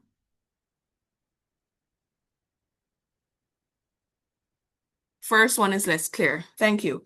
So in the interest of time, sanction is one of the unclear words, because sanction, if I receive a sanction, it can mean that I've been restricted This has been sanctioned, but it can also mean it has been accepted or approved, right? So I've sanctioned this. Another thing is oversight. So oversight can mean governance or supervision, and oversight can mean I've overlooked something, right? And screening, if you say the results were screened, it can mean it has been displayed. I'm screening my PowerPoint, and it also can mean I am filtering out something, so excluding. Some of these terms that are ambiguous and have many meanings, you want to just avoid them, all right? There are many, many more contronyms as well. Other things that you need to consider, coherence. What does coherence mean? It just means the flow, how interconnected everything is to in your text. So everything should be interlinked, as I mentioned before, to your thesis statement. Everything should be leading to a unified conclusion. That conclusion can still mean, can still be open to say, all right, well, there's still contentions. It's a very nuanced topic, but it should still assess the whole, right? We need to consider in coherence the relevance of all the paragraphs. If you cannot connect your paragraphs to your thesis statement, maybe you can take out that paragraph, right? You don't want random unconnected statements to be there because that will just distract from your main point. Consistency and flow, using the same definitions throughout unless you're comparing definitions. Okay, so next thing, jargon. What's jargon? Jargon is technical words, right? So if you're doing a technical article, of course, you want to use appropriate jargon for your field of focus. Don't use terms loosely that have other meanings in other contexts, right? Vulnerability can mean different things if you're in psychology versus geography. So be conscious of that and define what you mean from early. For public outreach articles, you try to avoid technical jargon. If you use it, you need to make the definitions very simple for your reader. Okay? As I said, remember the audience. Your audience might be targeting primary students. If you're making a book on hurricanes for primary students, it's going to be visualized differently from a hurricane book for tertiary level students, right? And think also of other sensitivities. You avoid racial language, etc. How does this look for high schoolers? All right, so it depends on your science level. Of course, you're not yet specialized. You're doing still general science, even if you're doing a subject particular like bio or anything, it's still on a general level. So with expectations are not as rigorous for you as higher education, but it's still important to have step-by-step explanations and ensure that your definitions are clear. Because at that stage, you're not defining things on your own account. You have to rely on something that is more established. So if you're writing your article, if you're defining something, you can't just make up a definition because of the level that you're at. Usually at that stage, you use concrete examples more than abstract examples, and every technical term should be defined, right? For university students, you're more discipline focused. You can handle technical jargon more. So it's good to compare perspectives and definitions at that stage more than a high school stage. So usually you have more critical analysis than just descriptions. And I'll go further into what is a critical analysis very soon. So Tota, am I able to get about 5 or 10 minutes extra since we started a little late? Is that fine? Yes. All right, Yes. great. Thank you. Thank you. Apologies for my rushing. I hope that you're still understanding what I'm saying, everyone. All right. So tone. My tone is not just how I speak, right? Tone is also evident in how you write. Okay? I have a statement that is all caps and bold right now. Can you tell me what does this usually mean? Your written work has a non-verbal tone.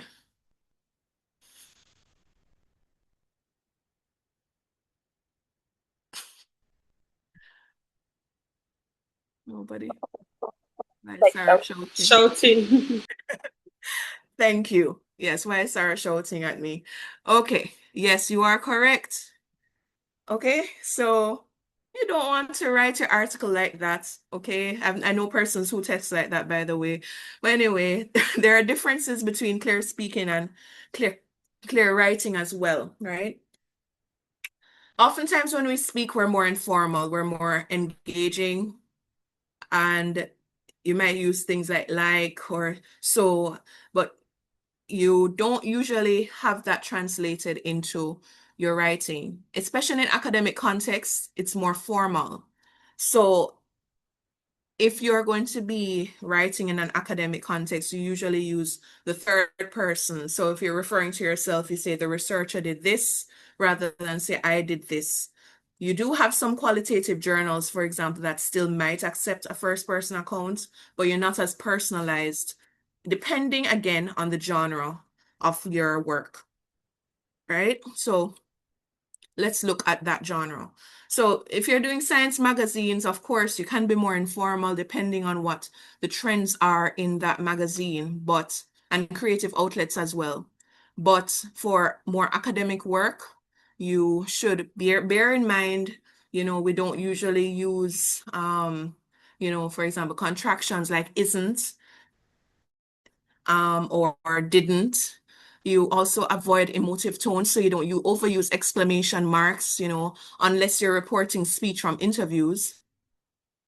You use a variety of verbs and conjunctions, right? So you don't want to just say, you know, Miss Steele stated that, but you can say, all right, well, she contended that this is the so contended, argued, expressed, affirmed, asserted, claimed, revealed. So your what do you call that? Thesaurus is your best friend when you want to to you know make your tone be more professional and actually interesting, right? So you also when you're contrasting, you don't have to use but. You can say in contrast or howbeit, nevertheless, although, notwithstanding, right? So just use a variety of words.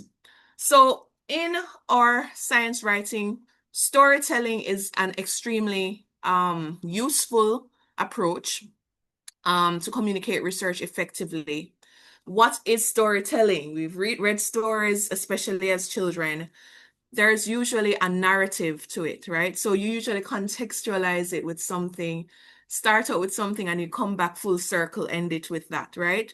And it's not just in presentations.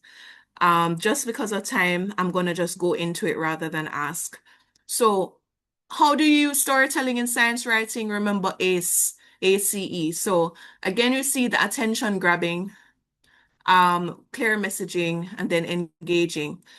So with the attention grabbing statements, we in storytelling can include, you personalize a problem. So you might say, I grew up in Savlamar, Westmoreland, and I or I during Hurricane Melissa, I could not contact my parents for 3 days. So I start to actually get the attention of the reader. Oh my, this person has really felt it. So this is really something that matters to that researcher, depending on the outlet, especially if it's public outreach. So you frame the problem with something to demonstrate its relevance. And it can be an issue that's topical, or you zone into the plights of that typical target of your research. But you do this without being too informal, but you convey urgency, right? So if you're going to cite your sites, if you're going to be talking about something that was published, please don't forget to cite your sources. And I don't mean to shout that. Anyway, clear messaging. So attention grabbing statements, clear messaging, right? It's equally important for the reader not to get lost in the details and lose essence of your findings. Make sure your story is clear. You don't have too much fluff in there. You go straight to the point and you weave in that same personal thing at the end. So usually if you start out with something, you end on a similar note that you started, full circle. So you can provide a tone of hope at the end. That's your research that might contribute in alleviating the immensity of the problem described before, right?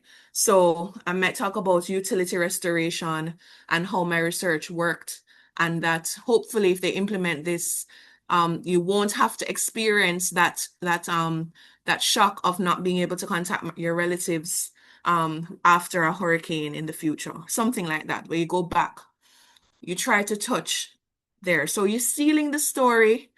Data visualization, can I even go through this? All right.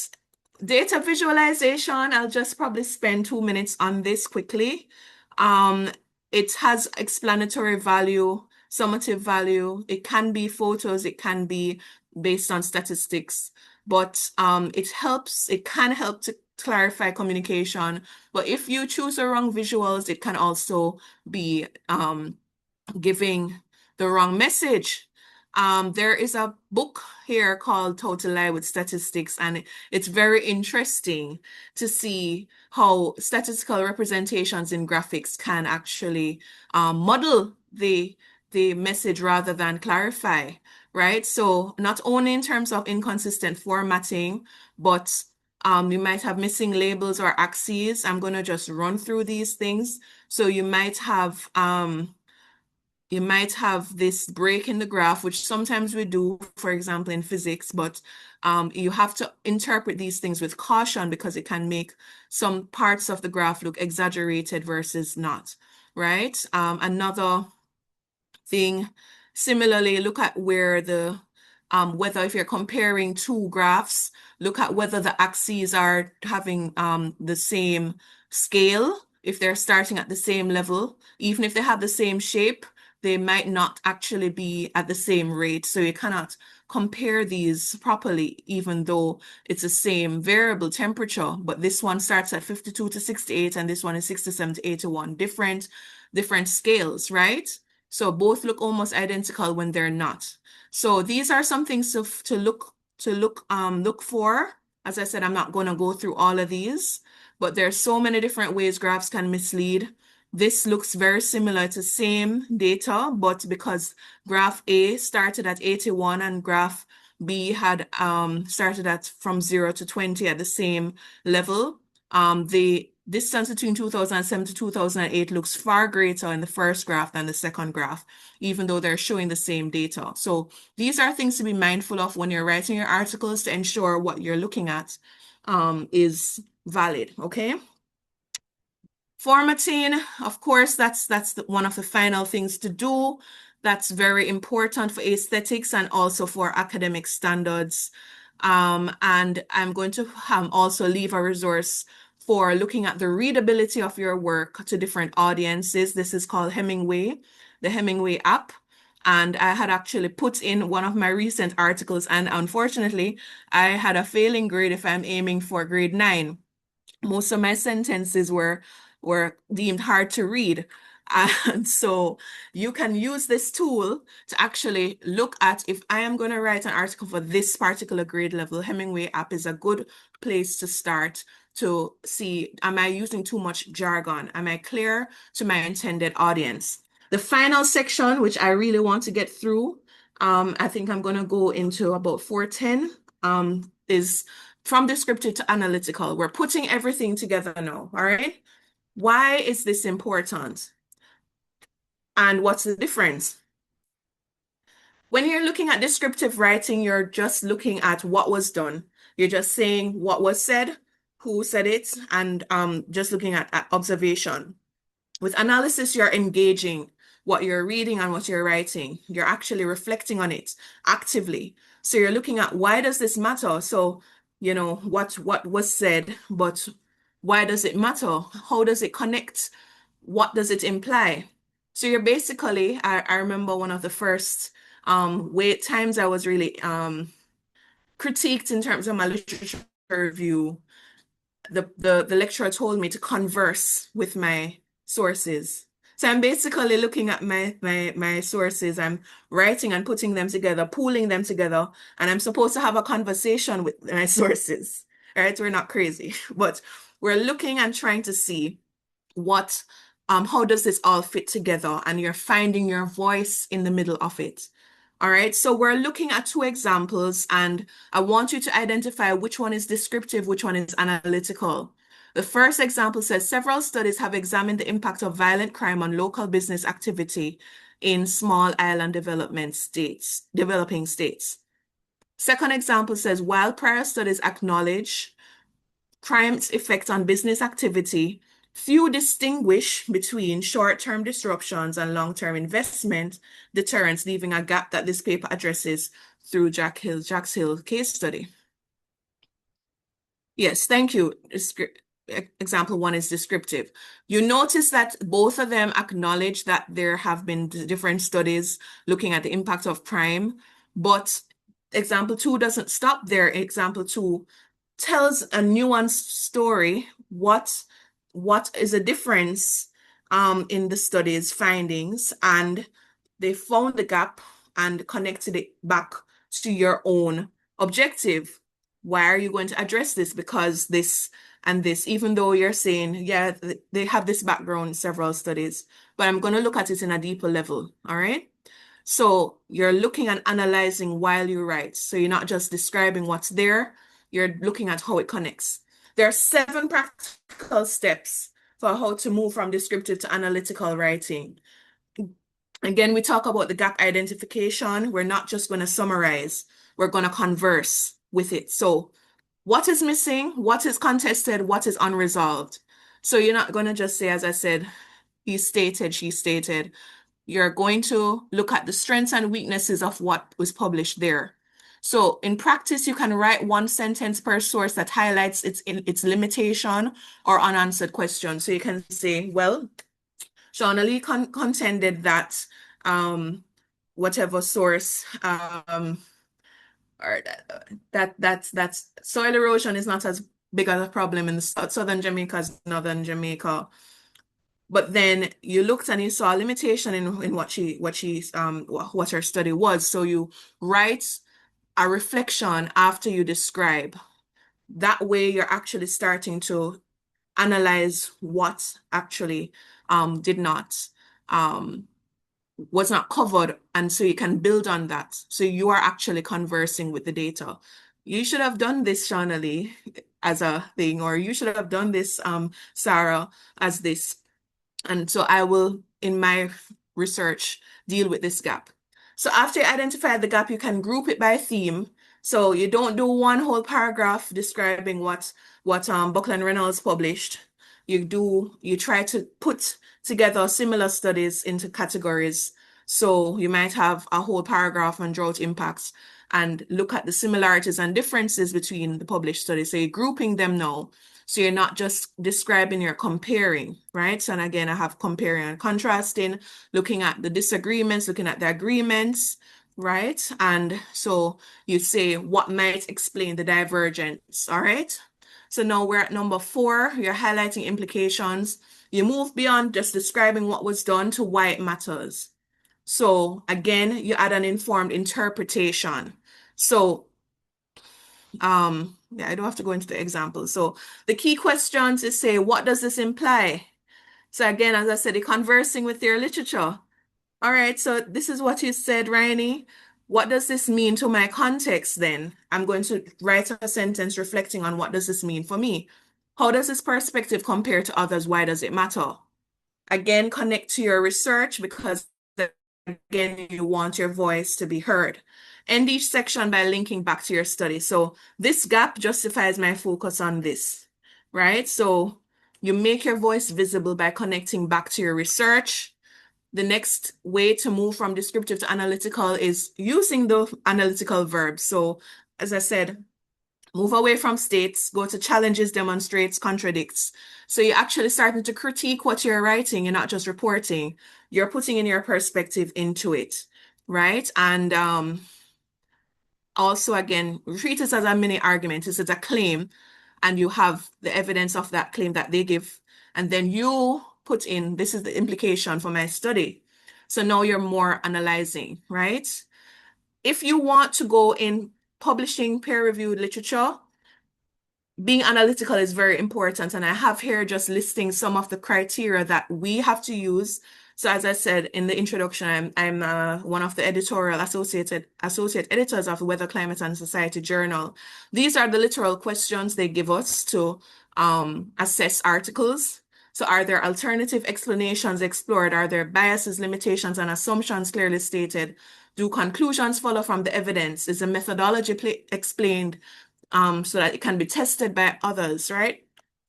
All of those highlighted in green are part of analysis, right? So if your work is not analytical, it will likely not pass through the peer-reviewed process, okay? So it's very important. I don't think we have time to practice that, but so I'm going to just conclude and thank you for your attention. As I said, I wanted to end 410. You now have clarity, hopefully. You have the tools to enhance clarity in your research writing. Now you can use appropriate diction, storytelling. You can incorporate reliable visuals. That's not modeling your data, not telling the wrong story, and you can move from descriptive and analytical writing styles, right? So congratulations, you've gone through all 3 C's, and hopefully that actually helped you. You can feel free to contact me. My email address is there, s.buckland@outlook.com, and thank you for your attention. I am apologizing again. Usually it's not good to have to rush such presentation, but I have made the slides available to Sitota, and you can also inbox me if you want me to just forward it to you. So happy that I was able to do this. So.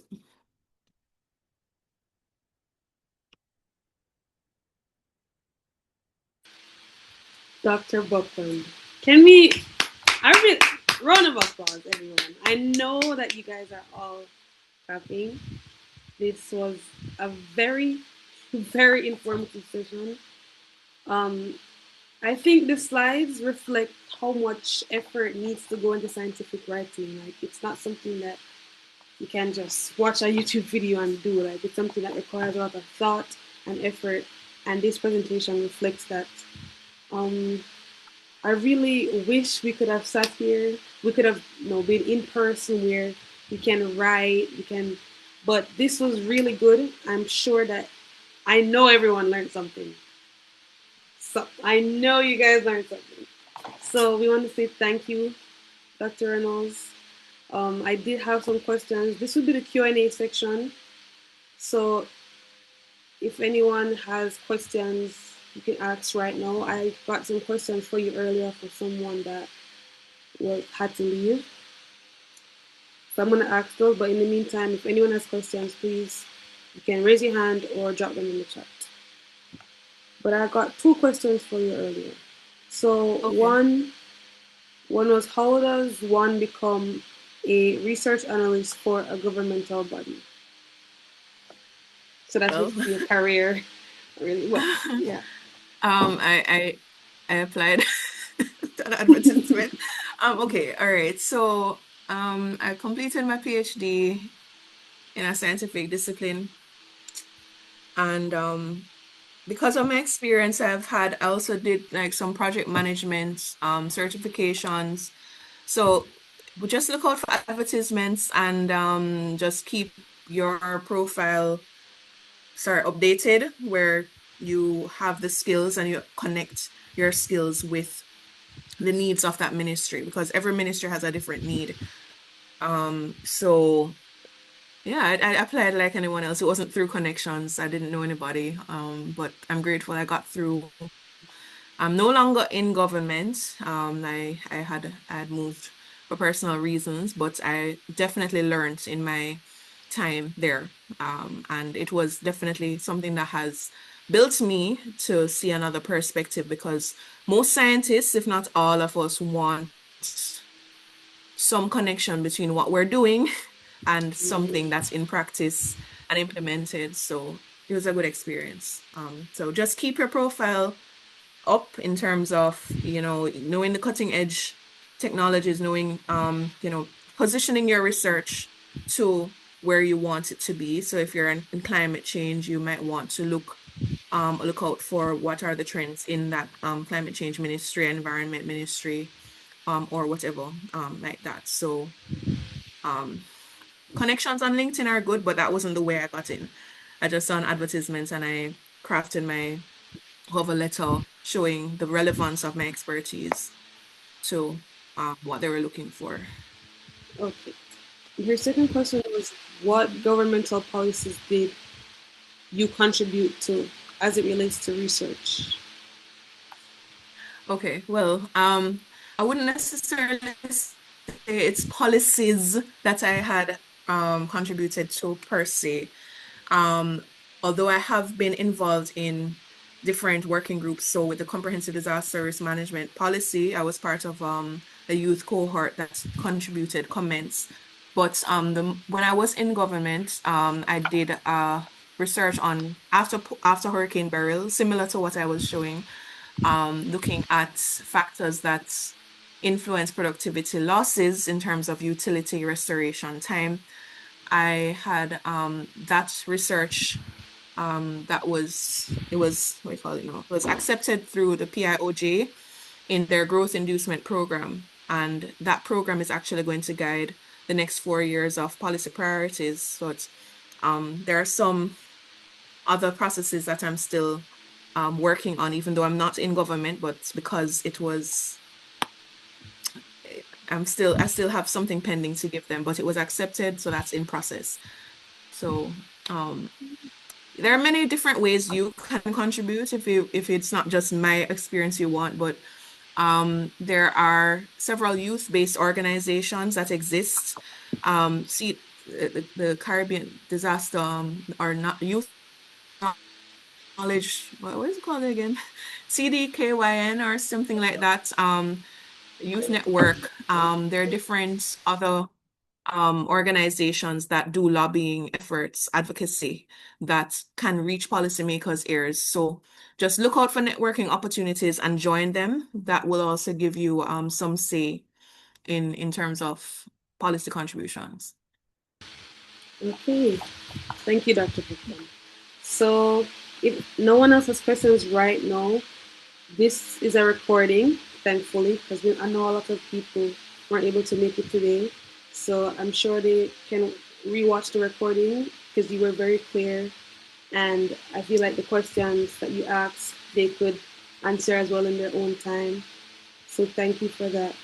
And the 3 C's to remind you all, I know you know, I know you know, but credibility, compelling delivery, and enhancing clarity, right?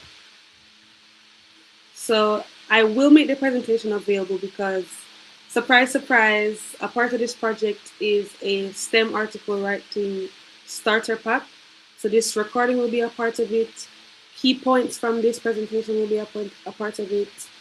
The presentation itself will be a part of it. And you can always reach out to me. You can always, well, Dr. Buckland is very busy, but she will respond to you if possible. And I'm really, really thankful that you were able to do this. I'm grateful as well. All of your time. Yes. Yeah. You're improving the There was a development time when I of wasn't young sure, scientists. audience, I wasn't sure if I was going to be able to make it because I was out all of last week and there are some personal circumstances as grateful. We are grateful to you. So Thank you. So thank you again, Dr. Buckland, and I hope everyone had an amazing time. And so have a good evening, everyone. All right, take care, everyone. Bye. Bye-bye.